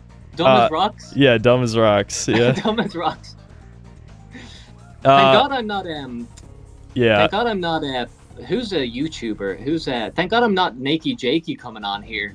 We had some trouble with these super chats. I don't think. Well, that was the weird thing of it. Do you know who Guru Larry is? No, I actually don't. Basically, he's one of the really early days YouTubers. He was part of that guy with the glasses, along with Nostalgia Critic and Linkara and all that. So I had a quick listen to the show you did last week. I picked up that he's an OG, and I was like, does he know where he is? Yeah, that's what I was thinking the whole fucking time. And I also thought, because he's commented on a bunch of my videos over the years, I thought he knew how edgy I was, but clearly not completely. Oh, no way. Did you have like a moment where he, where he figured it out? Yeah, I mean, there was definitely, I mean, like right in the beginning, I asked him how he felt about Hitler, that was, so that what did he say? Did he just kind of like laugh? And... Yeah, he was good. He dodged every bullet that could have possibly hurt him, I think. That's funny, man. Yeah, I mean, you do you. That's what I like about YouTube is, like, I hope he knows that, like, just because you're on someone's show doesn't mean that you agree and condone with things. Also, the nebulous concept of joking is also existent. Yeah, just it's fun. It's fun that you can go on the internet and there's people of all different types making all sorts of comments. I find that fun. I'll go on Hassan's stream next. Just watch. Yeah, I mean, that'd be a good contrast with this one. Exactly. I just find it funny. Do you know who Short Fat Otaku is? No. All these names. He's like a political guy. You know who Sargon is? Sargon of Akkad? Yes. He's from no, Britain and Ireland are different, but he's over the sea, yeah. Yeah. It's basically just a political guy. He's like a Canadian cuck, Short Fat Otaku, but he hates me, kind of. And he was very upset that Guru Larry was on here, so I just... No, how do you know that he's upset? People told me. He commented on the stream and said I was insane or something. I don't know. No, oh my god, man, these people need to get a life. Yeah. Yeah, that's funny though. I mean, I like it, actually. I take that back. Keep doing that. That is cool and awesome. And many updoots for you, Otaku. Yeah, well, anyway, let's move on. I don't need to constantly talk about drama shit. Okay, Mega Rock'n'Rolla, thanks for $5. Sup, the small dude. Your Tony Hawk video was absolute schizo kino. Mega Rock'n'Rolla, familiar man, familiar face. Me and him were chatting yesterday on the live stream. Thank you for your German compliment. You know Kino's German? Yeah, it means like cinema, right? Yeah. Yeah, I'm in those circles. People know I'm on 4chan, and that's just part of the lingo, basically. Are you a 4chan user? Yeah, I go on V sometimes. They make sure to talk shit about me at least multiple times a week because it's not cool to like YouTubers on 4chan. So they're like, oh, that this makes sense. Yeah. Because, you know, you got to be a contrarian. But whatever. They love me. They just won't admit it. Anyway. Yeah. Drama, more drama. It's fine. Like, 4chan's not as bad as you would think. Or actually, it's bad in the other way. Like, it's bad in that it used to be more bad, and now it's kind of lame. You know what I mean? Well, that was my assumption, because, like, nothing that's actually bad gets to be bad for long. And, I don't use 4chan, but I've been on the earth for long enough to know how old of a website is. There's no way it gets to be genuinely, like, edgy or whatever. Not in this day and age. It's controlled opposition is my dumb as rocks opinion. Yeah, people just think it's horrific because you're allowed to say the N-word on there. That's really about as bad as it gets, honestly. Yeah. Okay, move it. Discord is also I'm not gonna get into this. Let's move on. Yeah. I'm glad I don't have an official Discord for many reasons. Well, okay, listen, I'll say this because, listen, small little detour here, but a lot of people say to me, like, I love your content and whatever, your Discord is hell though. And I have a Discord because I use it to host, like, live stream calls. And, like, as far as the actual content of what's on Discord, I don't do anything. I never go on there. And I make that known. But I just find it crazy that people think I'm in control of, like, everyone who comments there. Like, I don't know, out of my hands. Yeah, but I just makes know... me look bad. It's true. Yeah, it's one of those things where people will always blame you for that stuff, even if, it's like kind of out of your control to a point. Like, there was multiple fan discords of mine. Of course, like, people are posting questionable shit. We'll just leave it at that, you know. I don't know if it was anything actually illegal, but it was questionable images. We'll say that. It's not even, that you don't even want to be anywhere near questionable images, so, like, you know, Let's move on. Yeah, okay. Skid of the Sauce Man, thanks to the $2. Welcome, small dude. Bring up the Jewish trans lesbian. From the Tony Hawk thing, I think, right? The Jewish trans lesbian. I have to bring that up? Are you sure he's not talking to you? Yeah, I don't know. Maybe it was bring up the Jewish trans. Was it one of the people from the Tony Hawk game? Sorry. Oh, it was from live Skitter stream. Says, from the live stream. Yes, I don't know why you want me to bring this up. There was just a girl who came on. Oh yeah, I forgot she was Jewish. She's all right. Like, you know, a lot of different types of people call in, but she is almost. It's like she was made in a lab to make your fans mad. She is everything that, like. She's a promiscuous, bisexual, trans. She had a transgender phase, and she's Jewish. I don't know what he wants me to say about that. There's loads of people who are like that in the world, but I talked to one yesterday, so there you go. I brought it up. Good job. I'm sure she would hate my ass, without a doubt. No, she's chill, you know? I can say whatever I want and she laughs, so that's fine with me. All right. You would hate her, though. Yeah, maybe. It depends on what left-wing opinions, but yeah. I'll find out next time, and I'll come back on here, and I'll tell you for the price of a super chat. Jonathan Shadow, thanks for £5. The small dude just wants to be bigger.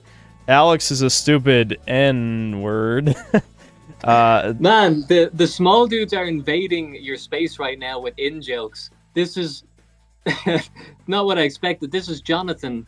Jonathan comes on the live stream and does a poem, and it always ends with the insinuation of Alex being a stupid N, and I don't know who Alex is, but it adds to the mystery. Thank you, Jonathan, for giving Synth the super chat for that. Yeah, that's interesting. It kind of reminds me of, do you know who Gerbert Johnson is?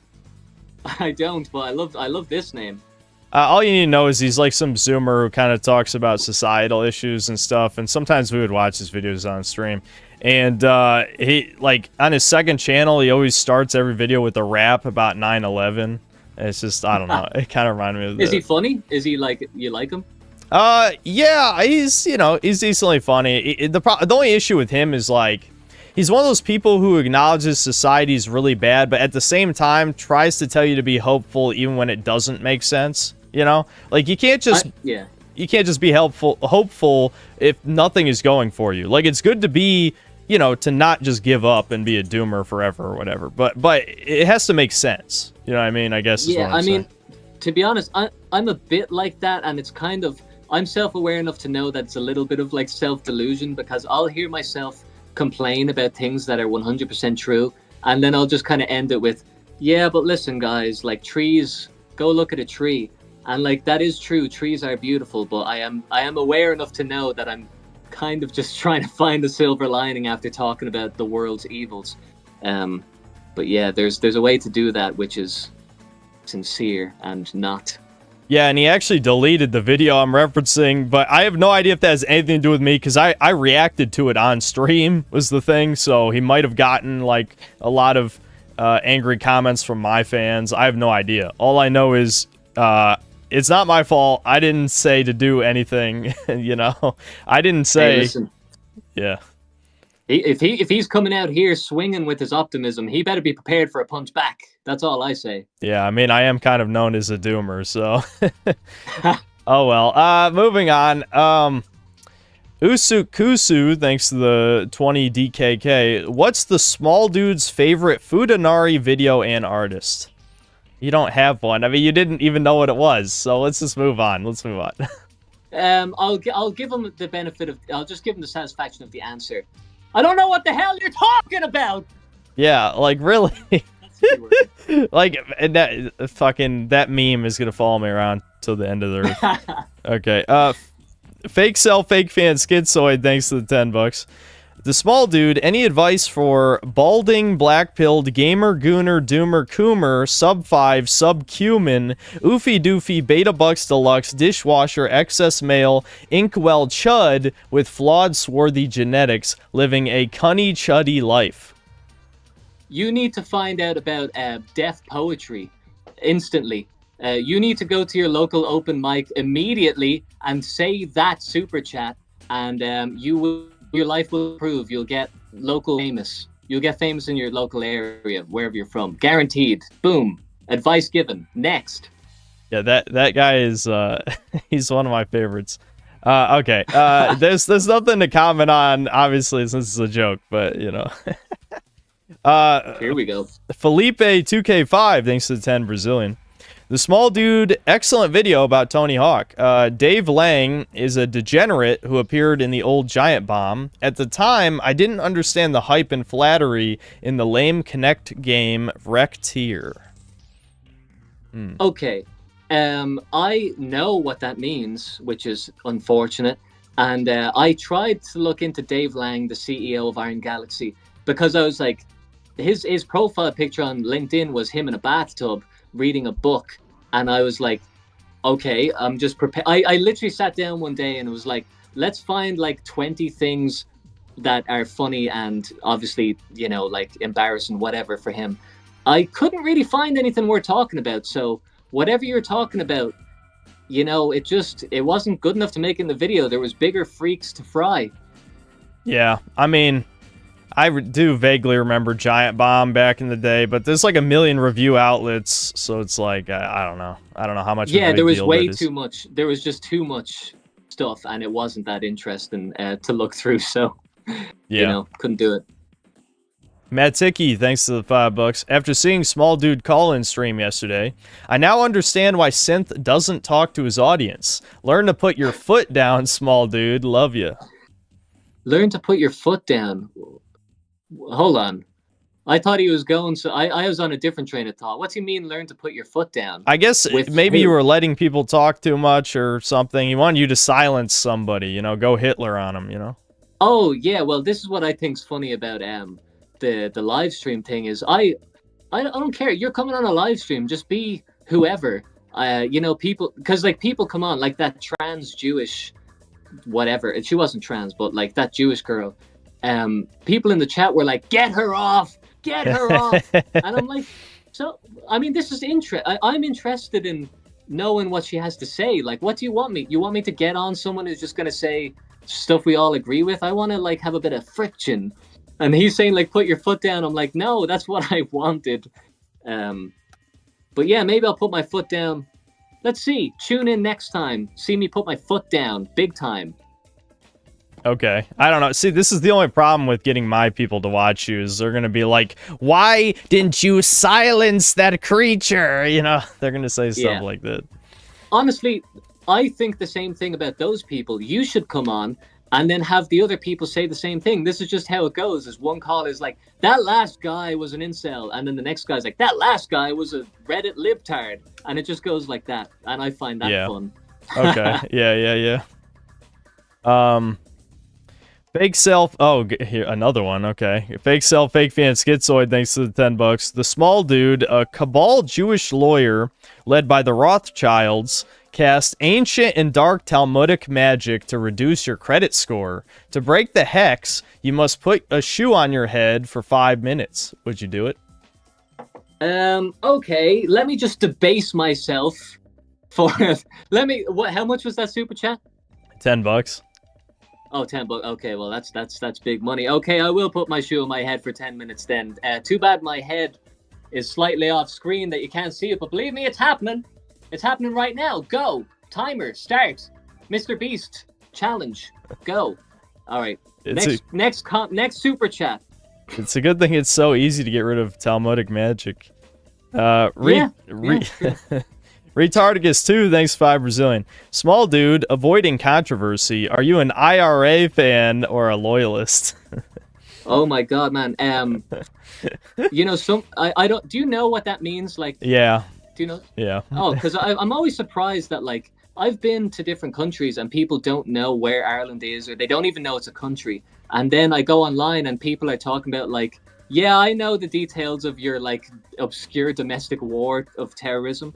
I don't know anything about that, but what I think is funny is someone actually had a comment. Here's the comments again on my video, and they said something like, "Oh, here we go, another right-wing bigot. Don't you have bombs to be making?" And I was like, that's a real like thoughtful, you know, good job. You tried.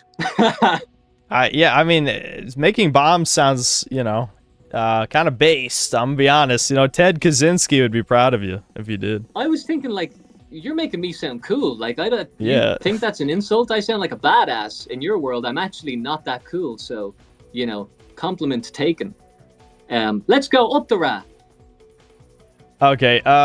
Mega Rock and Rolla, thanks to $2. Don't be most sad, be most happy. Get it? Most sad.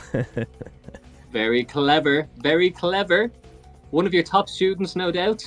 Yeah, I'm big on the puns. Okay, and he sent another $2. Top 5 Family Guy funny moments. Oh, Devin would have loved that question. Yeah, maybe we'll save that for when he gets. What's your answer to that, Synthetic Man? I've watched even less than you. I probably only watched like the first 5 or 6 seasons. I'm trying to think like, what would be like my favorite Family Guy moment. Well, I'll just say this because people won't understand what you said. Before the stream, I said that I haven't watched Family Guy in about 15 years, which sometimes when I say that sparks controversy. I'll leave people to interpret that as they will, but yeah. That's a little bit of info. That's true. I did forget that was before the stream. I guess I just assumed it was during the stream. Yeah, Devin is the true #1 Family Guy fan, even though he doesn't actually watch episodes. He just watches clips on YouTube of the funny moments. But yeah, maybe we should wait for him. Let's go. Bird is the word. 3D Peter. Matthew McConaughey is terrible. Cleveland falling out of the bathtub. Joe Swanson has no legs. Boom. Advice given. Next super chat. Okay. Felipe with another 20 Brazilian. I liked Bundy Jr. as a guest. Alex Kidd as Kino. Synthetic Man generation doesn't comprehend what it was like to enter the arcade in '94. Was like stepping into the future with games like Daytona USA. Surreal. Today's games are so dead. So this is just a guy. I'm not gonna give you the rundown on this too much, but like me and Devin, when we don't have guest episodes, is supposed to be doing a series where we review all the greatest games of all time, starting with like 1985. And we've been stuck on 1992 for like 3 months because I refused to play the games. Wait, oh, you just haven't made... I thought you were saying you have too much options. Well, that's partially true as well. There have been, like, the games have been getting longer. Like, we don't have to play them all the way through. Yeah. In fact, I haven't played over half of them all the way through. But I did take the time to play through Dragon Quest V, and I was surprised how good it was. But whatever, that's a tangent I'm not going to get into. The point is, we do get these boomers sometimes who are like, you guys just don't fucking get it. It was so awesome when we played this, you know, by today's standards, completely mediocre game. But back then, it was amazing, you know. I mean, I think we probably do that, and, you know, the next generation's gonna... That's just like a human thing, I think. But boomers do have a particular penchant for that line of thinking. Yeah, I mean, I do that with with PlayStation 1, PS2, and to a lesser extent, PS3. I always am like, these are just objectively better, but some are not. Some are not that good, you know? It's just... Yeah. Yeah, that's how it is. Darth Fancy, thanks to the 14 months of membership. I enjoyed your Tony Hawk video, and I subbed. There you go. Oh, you made a Tony Hawk video, too? I thought he was talking to me there for a second. No, he was talking to you. But oh, my God. You liked my Tony Hawk video. Thank you, sir. It's good to have you on board on the small train. Running a train on me. That means something cool, doesn't it? Yeah. That's a cool thing to say, isn't it? It's like... 24% of my chat might want to do that, unironically. I'm just saying. It's Skibbity, Ohio, run a train on me. I heard that online somewhere. Someone told me to say that. Anyway, let's me stop talking. I want to explain every inside joke for some reason. I don't know why, but basically, basically, I did a poll. Okay, I was playing a really shit game called South of Midnight. I don't know if you know what that is. I do not. Okay, Microsoft made a game that was supposed to be like stop motion animation where you play as a black woman going through the bayou in, you know, the South of America, southern states. Stop motion animation game? Yeah, but it looked terrible, dude. It did not look like stop motion animation. It just looked like really low frame rate, kind of like, have you seen the Spider-Verse movies?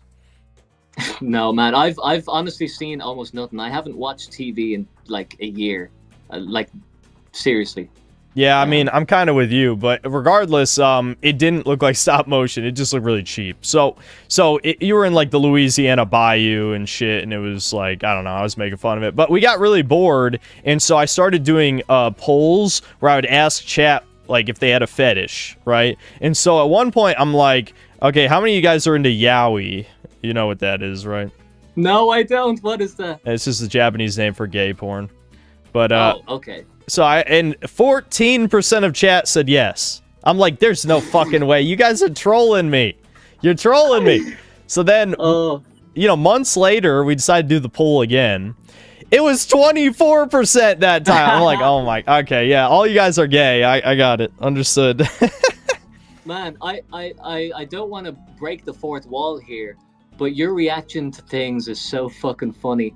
And like, what I think is so good about your channel is that like you're the master of being 100% serious, but also it's like, you know, that you're being a bit funny as well. Like, yeah, thanks. I can't think of a good example, but like, I think it was like the last video you made, or I think it was pretty recent, and you were just so clearly fed up with something, and you were just like making jokes about it, but you can tell you're pissed. But like the way you have like a balance of it, which gets both points across at once. Whereas like if I make a joke about something, there's no seriousness. And when I'm serious, it sounds dead serious. So, good job. Yeah, thanks. I appreciate that. Yeah. I mean, it's just, again, it's like the entertainer instincts just kind of kick in after a while. Yeah, exactly. Yeah. But like, well, okay, I won't go on about it, but like Tucker Carlson is also the best guy at that, because like he can be like I don't know what something he would say, but something serious like Russia is invading the United States, what's going on? And then the next thing he'll be like, the M&Ms is turned into a woman now? Is this really what America has turned into? Yeah. And both of those things sound exactly as serious as each other. Yeah. Yeah, exactly. Yeah. The sad thing is, though, and like, you know, this is, you could say maybe this is friendly fire and it's just kind of in good fun, but like, I just feel like the internet has gotten way more autistic over time. Like, people cannot tell, like, if I'm joking, if I'm serious, or they just ham it up. I absolutely ham it up. But I totally know what you mean, man. And there's things that I've said as 100% joke, and then like months later, people be like, "So that thing you said about that," and I'm like, "Wait, there's no way I said that. I don't even remember saying it." I'm like, "What are you talking about? I never said that." And then there's a clip of me saying it. I'm like, "Oh, yeah, no, that was a joke." Yeah, exactly. Yeah, I don't know. I bring it on myself because, like, I do believe some things people would find crazy and mean it 100% seriously, so yeah, I guess... that is true, yeah. It's impossible for them to tell, really. Yeah. Okay, the Deviant Crustacean, thanks to the 2 books. I feel it small. I, too, am fueled by people's hate. Deviant, thank you for that. It's nice to see you. It's funny, we're in a different place now, Deviant Crustacean, but still, we've managed to cross paths.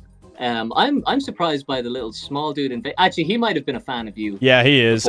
He's actually famous for giving me the worst video suggestion of all time. I don't even want to talk about it. It's disturbing. I forgot. I have new people coming in, and I forgot they came from here. So there's a crossover. But thank you. Obadiah Vandal, thanks to the 2 books. What kind of apple juice is dude drinking on? It's gone now, but it was ginger ale, store brand. They're used to me drinking 1 beer on a live stream, so yeah, I'll make it clear, I'm not an alcoholic. Have 1 beer sometimes, but today, see proof, ginger ale consumer. Is that in reverse? No, it's forwards. Okay, it's reversed for me. Thought it was mirrored. Anyway, this is not good podcast conversation. Yeah, it's all right. Well, let's just keep going. Mickey Mouse's retarded brother, thanks to the 5 books. You claim you are a small dude. On a scale of 1 to 10, how small are you? On a scale of 1 to 10, there's a system for height called 5'9", and that's what I am. I think I'm like 5'9" or 5'10", and I was small when I made the channel in 2008, so that's why I'm the small dude, but I got bigger since then, and I'm stuck with the name. Oh, really? So you're taller than 5'9" now? Is that what you're saying? I was 5'9" when I was 8, and now I'm bigger. Yeah? Yeah, well, listen, that's it. I have to tell people that, like, every day. Okay, well, yeah, I actually am 5'9", and people call me short, so it's over. Oh, okay. Well, it's funny, because, like, for some reason, I don't know what way I look, but people think that I'm gigantic. They're like, this guy's like 6'10". I'll keep that. Yeah. You can put that on my Wikipedia. Yeah, why not? Yeah, he's 6'10". It's official. Yeah. Okay, Mad Tiki, thanks for 5 bucks. There was one normie caller shitting on Small Dude, Small Dude's audience, bragging about his great life and that we were just losers. Small Dude politely told him off. Oh man, that was so funny. I was laughing about that today. I don't think that guy was the worst guy, but you know what's so funny about like a call-in show is that I'm used to talking to people because I'm doing the show, but the people who call in, usually it's their first time being on any sort of like, YouTube video. So I have the upper hand like almost every time. And this guy came on and was very much like, yeah, that last caller who you had on was an incel. And then the guy before him was this and that. And what did he say? He said something like, basically, all these guys are losers and I'm cool. And I was like, well, what's going on in your life? And he's like, I'm in college. And then everyone in the chat was like, college prick. This guy thinks he's great because he's in college. And then he tried to salvage the conversation, which it was an unbelievable, like a jackknife, just like trying to catch a falling dagger. Yeah. So I don't know what that guy wants me to say about it, but that was funny. I hope they continue to come. Oh, yeah, okay. I won't get into it, but that was it. He definitely had to be a Reddit user, 100%. Yeah, I there's something so funny about people who like come on the internet and say, yeah, you know what cheeses me off? People have no self-awareness. And then 2 minutes later, like they tell on themselves. Like it's always the next sentence. Yep. Yeah. Mega Rock and Rolla, thanks $5. Dead Domain, the small dude hit piece is incoming after this Chudcast. I found out about that very recently. That would be lovely. I would love that. That would make my day. I don't have the time to watch a 10-hour video, but I'll scrub through it if that happens, gladly. Yeah, I mean, he's got to be in love with you first. I think you're safe. Yeah, maybe I should be in love with him and see how he feels, Maybe I should stalk him and be his gay fanatic. Mickey Mouse's retarded brother, thanks to $2. Small dude, you rock.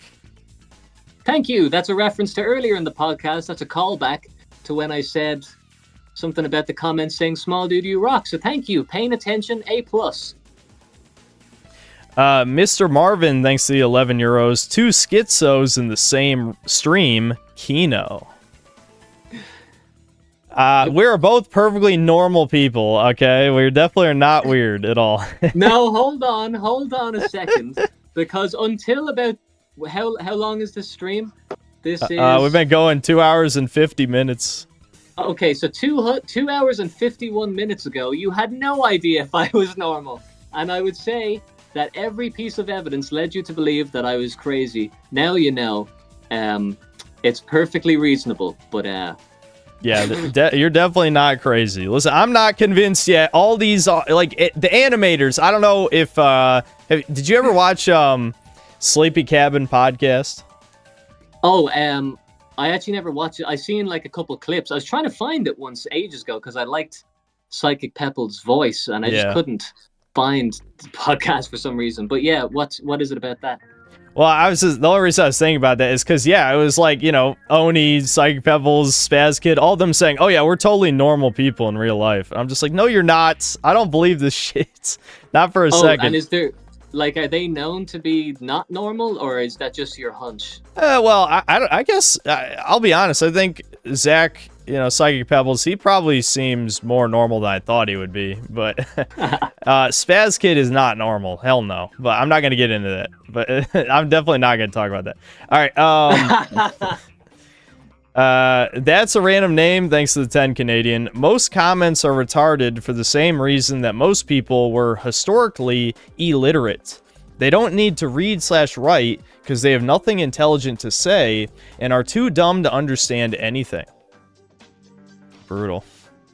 What do you think about that? Agree? Disagree? Yeah, I mean, me, I've already said this. I'm not a huge fan of normal people, so yeah, I would be inclined to agree. But I'm assuming you're more friendly toward that. My whole stance is I don't really care about other people that much. Like if someone watches, I don't know, terrible show, Last of Us or something, I'm like, I don't know why you'd watch that, but okay, and then I stop thinking about them because that's horrible to think about. So it's more just a blissful ignorance, I would say. Fair enough. That's a random name with another 5 Canadian. Likewise, it's for the same reason that's... Uh-oh. Uh-oh. All right, this is his words, not mine. For this same reason that slavery isn't inherently wrong because a lot of people already are slaves. Freedom is wasted on subhumans. There you go. There you go. Next caller. Yeah. Next caller.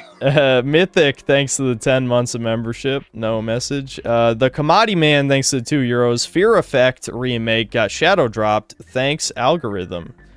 Oh, I've never played that. I don't know if Fear Effect's any good or not. The Deviant Crustacean, thanks to the $2. Synth explaining what Fuda is should be the norm now. I'm shocked how many people haven't known, but that's alright. I'm not offended. I've actually forgotten what it is. What is it again? Just dick girls is fine. Hermaphrodites, Oh yeah, okay. You know what? I'm gonna forget in 5 minutes. Yeah, that's fine. Yeah, just forget it. This never happened. Mega Rock and Roll, thanks $5. Is the small dude the best Chudcast guest so far? Peter Griffin at the table, perhaps. Oh, should have put Peter Griffin at the table. Yeah. How about that? #1 Family Guy fan, proven by collecting one piece of whatever merchandise, unofficial. Look at this awful work that I bought on eBay because I couldn't find a plush toy for Yeah, a video. I mean, it looks fine. I honestly, like, I've probably bought worse shit than that. I'll be honest. Oh yeah, well, I guess I'm not a collector of things, so it's like I have to have this in my house. It might as well just be the cheapest one on eBay. Anyway, that's not what he asked, but it's what he got. There you go. That's how they know you're the #1 fan now. They might have doubted it before, but they know now. That's something I think is very funny in that I was like, I need to prove I'm the #1 fan. What should I do? I should get like 2 plush toys, and legitimately people will think, oh my god, he is a fan. Look, he bought 2 things. Yeah, I'm kind of in the dark right now, but people are harassing me. If you watch the video, they want me to show you Poir. So, do you know anything about Dragon Ball Z? Like anything? Oh, I used to love those games, and I used to watch it on TV a bit, but the episodes were shown in non-chronological order, so the whole thing is like a giant fever dream, and he never fought Frieza. As much as I watched, it never happened. Damn, that sucks, because that's like the best part of arguably the entire show. I watched 20 episodes where it was about to happen. Well, anyway, the reason I bring this up is just because of a shitty video game I play that I'm not going to explain because we've been going for almost 3 hours. We have memed a character that no one ever cared about. So, Yamcha, you know him. Yes. His best friend is a cat called Poir. This guy, oh, yeah. The blinding light is fucking up the camera. All right, hold on. This guy, this blue cat thing, he can transform into stuff like Oolong, the pig. And so, chat just wanted me to show you, I'm Poir's #1 fan, and he's an emote in the chat. Absolutely. Here, listen. If you have one toy of something, you are the #1 fan, and there is no one else who has that toy, right? You're the only one. Well, you know, maybe other people have it, but I'm the only guy who has turned Poir into a hate symbol. It'll be on the ADL website any day now. Yeah, Pepe and Poir. Yep. Okay. That's a random name thanks to Canadian. Oh my god. Imagine being black. That's what he said. I feel like I've heard someone... I've heard that before. And, you know, look, I don't know if that guy thinks he's edgy or whatever. Let me tell you this. Imagine being Indian. Yeah, actually, you know what? There's been comments like that, too. Quite a few of them. Okay. I actually have some Indian fans, believe it or not. They're fine with the hatred, sort of. Man, I think we probably have the same Indian fans. There's this guy who calls into the live stream and says, I hate my country people so smelly. And I'm like, I don't know if you can say that. Yeah, well, he can. Absolutely. He can. I'll just have no expression. Yeah. Michael Rotondo is a toucan, thanks to the 10 euros. YouTube is very suspiciously going back on all the censorship and even allowing pretty anti-thermitic, gee, I wonder what that means, content on its platform now. We all know it's some kind of trap. Yeah, I know what he's saying. Like, there's, I don't think you're the type of guy to look at this stuff, but there's a lot of, like, kind of openly anti-Semitic content on YouTube these days. I'm kind of surprised. I got a comment and it was like I'm back. Oh, hello. Hello. I got a comment and it was something like something about the Jews. I can't remember what it was, but it was very like there was no concealing what the comment was. And then someone replied and was like, I can't believe YouTube kept this up. And I was like, yeah, like this is just straight up like, you know, if you wanted to get your account banned as a joke, you would say that. Yeah, and, yeah. There it is. I don't know what's going on. It's a trap. Yeah, I think so too. The feds want to know who's saying this shit. They're writing it down. Devin, I genuinely believe that. Yeah. Yeah. Oh, yeah. See, we're not schizo. We both think it. We're normal. Okay.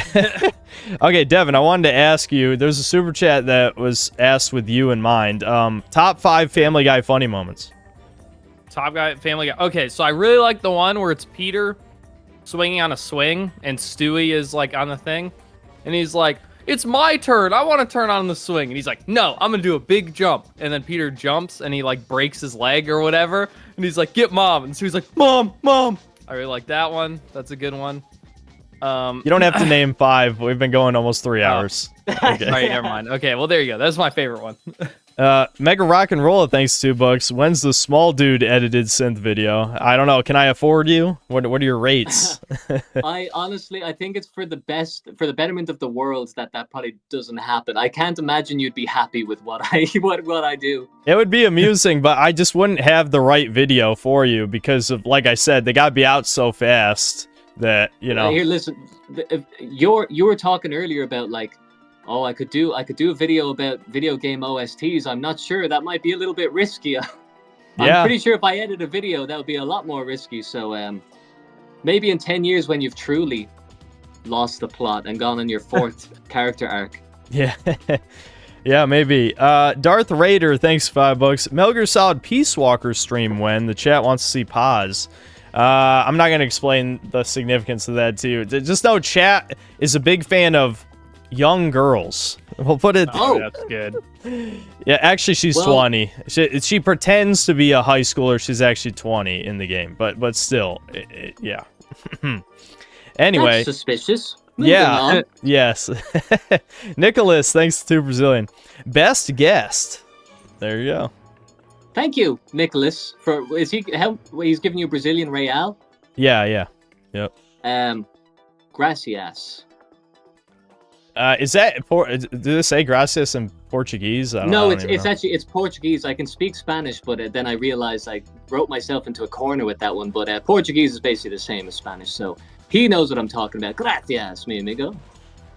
Irredeemable 2 Electric Boogaloo, thanks to the 9 months of membership. Love you, the small dude. Based schizos unite.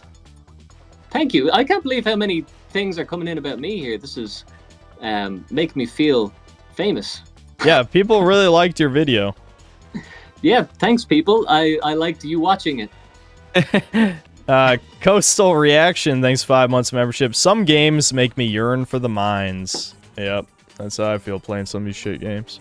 M. Garcia, thanks $5. Yo, small dude, can you make a vid on the death of... Oh, right, this is the one you read earlier, about the death of OSTs. Yeah. We gave you what you wanted early. That was early access stuff for the top members. Right. Obadiah Vandal, thanks $2. You ever catch a wolffish, Devin? No. No. Mostly pollock. Halibut was cool. If you don't know what a halibut is, it's like a flatfish that's orca colored. And they get real fucking big, like human sized, which is cool. And you can slap them, they make a funny sound. Animal abuse. Yeah, they're fine. He sliced the sea lion's face off. It was dead, though. I did have to saw a sea lion's upper jaw off. You might be interested in this organization that I'm part of. It's called the IRA. Yeah. Oh, yeah. Yeah. Jonathan Shadow, thanks £2. Small dude, can you buy a caravan for me ma? This is a reference to the movie Snatch with Brad Pitt, which I have found out about every Monday for the past 3 weeks. I don't know what he sounds like, but Jonathan Shadow's in the chat there, getting a good yuck out of his own joke. So he's got what he wants. Thank you, Jonathan. Got him. All right, just some guy. Thanks $2. I'm just saying, Devil May Cry 3 has a great soundtrack. I'm not gonna explain that meme. There's no time. The Deviant Crustacean, thanks $2. Halo 1 to Reach is officially the peak of OSTs. Yeah, the Halo games have good soundtracks for sure. Matiki, thanks $2. People like Synth and Idubbbz, I don't know who that is, aren't allowed to succeed. Idubbbz. I feel like I should know who that is, but I don't. Fake Cell, Fake Fan, Schizoid, thanks $5. Synth, don't listen to Debin or Lord Frogmire. That's the same person. The daily 10-hour goon sesh is pivotal to your success. He suck like sucking, you know. Where would the channel be without them? Probably in a better place, because Foodagate wouldn't have happened. Ryan Bond, thanks $5. The small dudes, some good video game OSTs to listen to are RimWorld and Kenshi. They fit the games very well, unlike most AAA games nowadays. Man, you've no idea how important that is for me. RimWorld and Remchi. Enchi, like a capital N for, what does N stand for? K for night. Yeah, K Okay. for our favorite people from God's chosen people. K. Just 1K though, right? Yes. Actually, you know what? Kenshi might be. That's one of those games that like you either love it or hate it. My ADHD's too bad for that shit. But basically, like Kenshi might be worth checking out for someone like you. You might love it. Who knows? Wait, are you saying NK? That's how it's spelled? NK? No, Kenshi. Kenshi. Kenshi. Okay, cool. I will check that out. I love downloading video game soundtracks for free use in YouTube videos. Yeah, that's true. That's definitely the benefit of them. Unless it's Square Enix or any Warner Brothers game. Warner Brothers copyrights all theirs for some reason. Real ones find that out the hard way. Yeah, yep. Kudo, thanks to the 3 months of membership. Hire small dude to edit your videos. Yeah, I knew there'd be a few of those. Too expensive. Can't do it. Next, super chat. Yeah, I can't afford them. Shit, I lost my place. Fuck, I hate when YouTube does this. Mickey Mouse is retarded, brother. Thanks for $5. I don't actually believe anything I'm saying. I'm just using words recreationally. You know what's... When you said his username, I thought he was saying that I'm Mickey Mouse's retarded brother, and I was like, that's a new one. Yeah. Creative. Irish Major Tom, thanks to 5 Canadian. Here's the most important question. Small dude's opinion on the Costco hot dog. Oh, is this the one that's always, like, the same price? Yes. Oh, well, I've never been to Costco, I've never been to Walmart, I've never been to America, so my opinion is that it's the same price, and then I think they changed the price, and that's bad! And boycott Costco! They suck! You should put this as, like, the thumbnail. Costco sucks! Yeah, based. Based. Their pizza, people really like their pizza, but I don't know if I ever had their hot dog. Their pizza's good, but their fucking hot dogs suck! Yeah. Did they actually change the price? I know this doesn't matter, but I thought it was always been the same. I have no idea. I don't know. I thought they did, man. Who knows? Who knows? Zara, thanks to the 7 months of membership. I didn't know I could send free super chats. Just finding out. Nerlic Nick, thanks to the 10 months membership. Favorite subliminal message? Do you love black queens? Yes. When a black woman speaks, you listen and learn. Smoke. Smoke. Ever hear that funny Family Guy moment? Yes. There, he knows. He knows. Yeah, I don't know any of them, but Devin will know all of them. I'll know all of them. You can go your life without knowing that. It's okay. It won't come up. It will. Umbreon. It did just now, but after now, it won't. Yeah, or I think it's supposed to be Umbreon Bayo. Thanks to the 7 months membership. I thought the Fudo was hairy or smooth. No, he's trying to ask more questions. Usukusu, thanks to 20 DKK. Who's a better animator, Nile or Radroach HD Skibbity? That's a porn question. Moving on. Brian the God, thanks to the $2. Small dude, what's your favorite Destroy Boys song?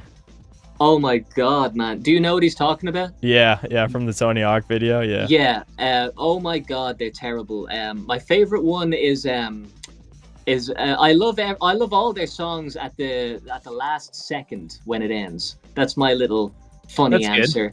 Haha, send that to them on Twitter and say roasted. Yep. Winston, thanks $5. Ask the small dude if the bisexual Jewish girl in his Discord is 1, hot, and 2, likes big white cock. Thanks in advance. Hashtag with Jews you win.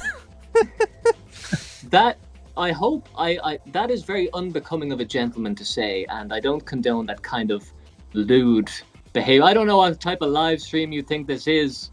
Yeah. If she likes big white what? Big white what? Yeah, well, anyway. Retardigus 2, thanks 5 Brazilian. Fun fact, according to Keemstar, the reason he called Alex a N to begin with is because he was calling him anti-Italian slurs first. Hashtag Keem did nothing wrong. Yeah, I don't even know this Keemstar Alex shit, I'll be honest. Yeah, well, I'm glad to know that's a reference to something. Now I can sleep easy. Yeah, and then Retargus sends another 2. Devin / Mr. Dude, Marry, fuck, kill Meg, Lois, Bonnie, and Bonnie's pregnant. Wait, Meg. Who's the other one? Meg, Lois, Bonnie. Oh, okay. I guess fuck Lois, marry Bonnie. No, wait. Doesn't she try? She tries to kill our boy all the time. So no. So kill Meg, obviously. Marry Lois, fuck Bonnie. There you go. Can we assume Meg is of age, is 18 years old? Well, she's dead anyway, so it doesn't matter. Okay, yeah. For this question, just you just went straight for that. He said he referenced both of us. You're like, yeah, I'll take this one. Yeah, Devin. Okay, Devin wants to answer those questions. Yeah, Family Guy question. I'll steal it. He could ask only you, and I would still answer. Good. Saves me the hassle. Winston, thanks $5. No offense, but Murdoch was far superior to anything that Family Guy or South Park will ever do or say. Also, please tell me the Jew girl has tits. Wait, I don't know. To be honest, I kind of zoned out there. I don't want to talk about this. Why are people so obsessed with this girl who was on a live stream for 5 minutes? Because they want to jerk off to her, and they need a better image in their head. Okay, that's it. This girl is the dead domain of their world. Yeah, well, people want to hate fuck her. That's what it is. Yeah. They're freaks. They're obsessed with her. Yes. Yeah, my fans are freaks. I'm sorry you had to figure out this way. Okay. Anyway, Michael Rotondo is a toucan. Thanks to €2. Yahi Yowie. Yahweh. I get it. Yahweh Yowie. Same combat, both gay. Ooh, that's anti-Semitic. M. Garcia, thanks $2. As Bane. You're a small dude. For you. Wait, no, because the other guy says you're pretty big. Whatever. I don't get. He was doing a Bane posting. For you. The Deviant Crustacean, thanks $5. And small dude, I tried telling the story last night, but the YouTuber that banned me, who I found you through, was Synth. You should ask him about it. What story? Okay. Well, yeah, because yesterday he was saying some streamer banned him, and I was trying to find out why.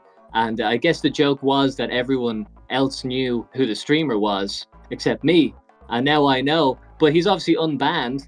So yeah, he's just timed out. He's probably using Twitch logic where their suspensions are called bans.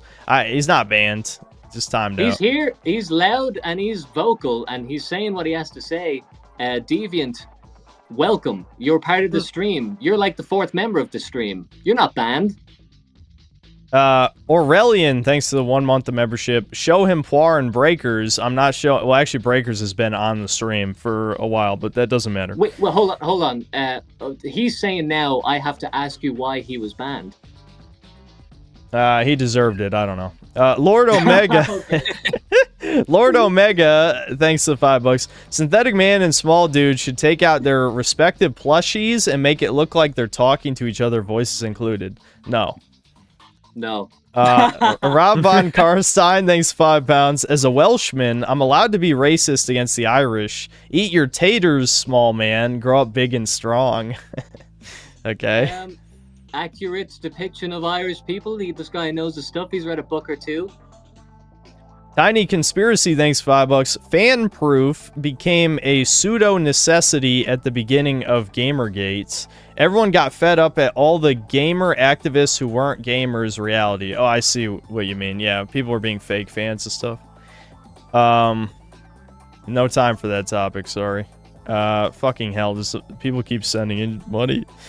Nate Diaz, thanks to $20. Hypothetical for Debin. Asmongold does a hit piece on Synth. Do you, A, bravely make a video defending your bro, B, like a snake, stay silent, or C, review your true toucan form and make your own hit piece on him for the shekels? First of all, I'll make a hit piece on Kobe today for no reason. Second of all, I would never make a video on Kobe drama, like ever. I would definitely stream it though. That'd be funny. But I should make a hit piece on you soon, though. Is I guess what I've learned. Yeah, that's from this very comment. funny. Anyway, Mick Armadillo, thanks $5. Small dude is a guest. Didn't shrink his camera. Soulless, because you're small. I get it. Yep. I mean, that's a new one. I thought I heard them all, but brand new. Put that in the bank. You're the first. Okay, so stamp that. Signed, sealed, and delivered. Well done. Brown Sauce 09, thanks for 5 pounds. Tragic motorcycle accident has been stuck in my head for like 2 weeks. I also listened to that video. The song. Yeah, well, no, I listened. Actually, I didn't know it was a song. I listened to whatever YouTube poop you did, where you reference a small motorcycle accident like 100 times. Maybe I'll listen to the song. I know we're running out of time here, but the lore is there's a video I did way long ago with the phrase tragic motorcycle accident, and now there's about 10 videos that just keep iterating on the theme, and there's a song about it which he's talking about, which I'm glad you liked. I'm glad the melodies rang true, and hopefully you listen to it in your car like a lot of people do. Tragic motorcycle accident. Yeah, I'll have to check that out. Sweeping Hamster, thanks to $2. As an Irishman, what's your favorite alcohol? The best alcohol is no alcohol if you can manage it, but if you have to, then drink Trappist beer from Belgium. It's brewed by monks and it's nice, but probably can't get it where you are. But if you can, then go to Belgium, get beer. Here's That's a Random Name with another edgy one and 5 Canadian. Africans understood long ago to listen and learn from their black queens. It's why they never progressed past the Stone Age. Okay, moving on. Karelin, thanks to the 10 euros. Synthetic Man, don't lose hope yet. Great things are coming. Just wait a few years, make good content. Yeah, I'm not losing hope. I'm still just going to make videos. It's just, like me and Devin said, we got to figure out how to get around this new algorithm change. Kami's bad, thanks to the 10 bucks. Small dude, are you a papist? Also, please take your brothers back. We are an English nation. Much love, bro. Do you know what that means? Not exactly. Northern Ireland, I guess. I don't think I know what either of those things mean. I think he wants you to annex Northern Ireland, right? So you're unified once again. Okay, I get you. Yeah, all right. If, somebody else started up and I'll join in. Oh, yeah, asking if you're Catholic is what the first part was. Oh, okay, right. I was born a Catholic. Right now I'm kind of floating around. I'm not whatever. Not really. No. But no. Okay, we're almost done. People are trying to extend the fucking podcast by sending more money. Okay, Mickey Mouse's retarded brother, thanks $2. Unironically, check out the Ace Combat original soundtracks. I know that one. That's good. Autis given sentience, thanks $2. Since you're Irish, have you ran into Count Dankula? He's Scottish, so no. Yeah, wow, yeah, that's brutal. But, I mean, he's close enough. I might go over there and see if he's on the street, and then I'll let you know. Yeah, you should, and tell him to come on Chudcast. Retardigus 2, thanks 5 Brazilian. Mr. Dude, Dragon Ball Budokai Tenkaichi 3 has an amazing OST as well. Synth has used it several times in his videos. Yeah, I'm a huge fan of the soundtrack of that game. Writing it down. By the way, is that 5? I know you want to wrap this up, but is that 5 real? Yeah. Do you know how much that is in US dollars? I don't know, 25 cents probably. I think it's like 0.025 cents. Yeah. I mean, dude, the Brazilians, man, they're killing me. They're too poor for this stream. I think though, I could be wrong, but it's definitely almost nothing. Yeah, I'm not shocked. There was a guy trolling me by sending in Argentinian pesos. And Argentinian pesos are so goddamn worthless. I was getting fucking pissed, unironically. Yeah, it is really like he should give you like a one shred of toilet paper and it would be worth more. Yeah. Okay, I think that's it for the podcast. Oh, god damn it. 2 more super chats. Fuck it. Shut them up. Stop now. No. Isaac Fred, thanks to Australia. Need for Speed 3 OST, best track, Cetus 808. And then Brian the God, thanks $5. Small dude, how'd you feel if you didn't eat breakfast today? Oh my god, Brian, why would you ask me that? I did eat breakfast today. Next question. Yeah, okay, that's it. We're done. A great episode of Chudcast. Loved having you, Small dude. Everyone should check out his channel. Yep. I'm gonna end it here because like my video, I think was about to come out. I had to literally unlist it midstream because I had it planned to release, but whatever. I will make the new video public as soon as this stream is done. So everyone check out the Metal Gear Solid Delta review as well as soon as this is over. Thanks, folks. All right. See you guys. See ya. Okay.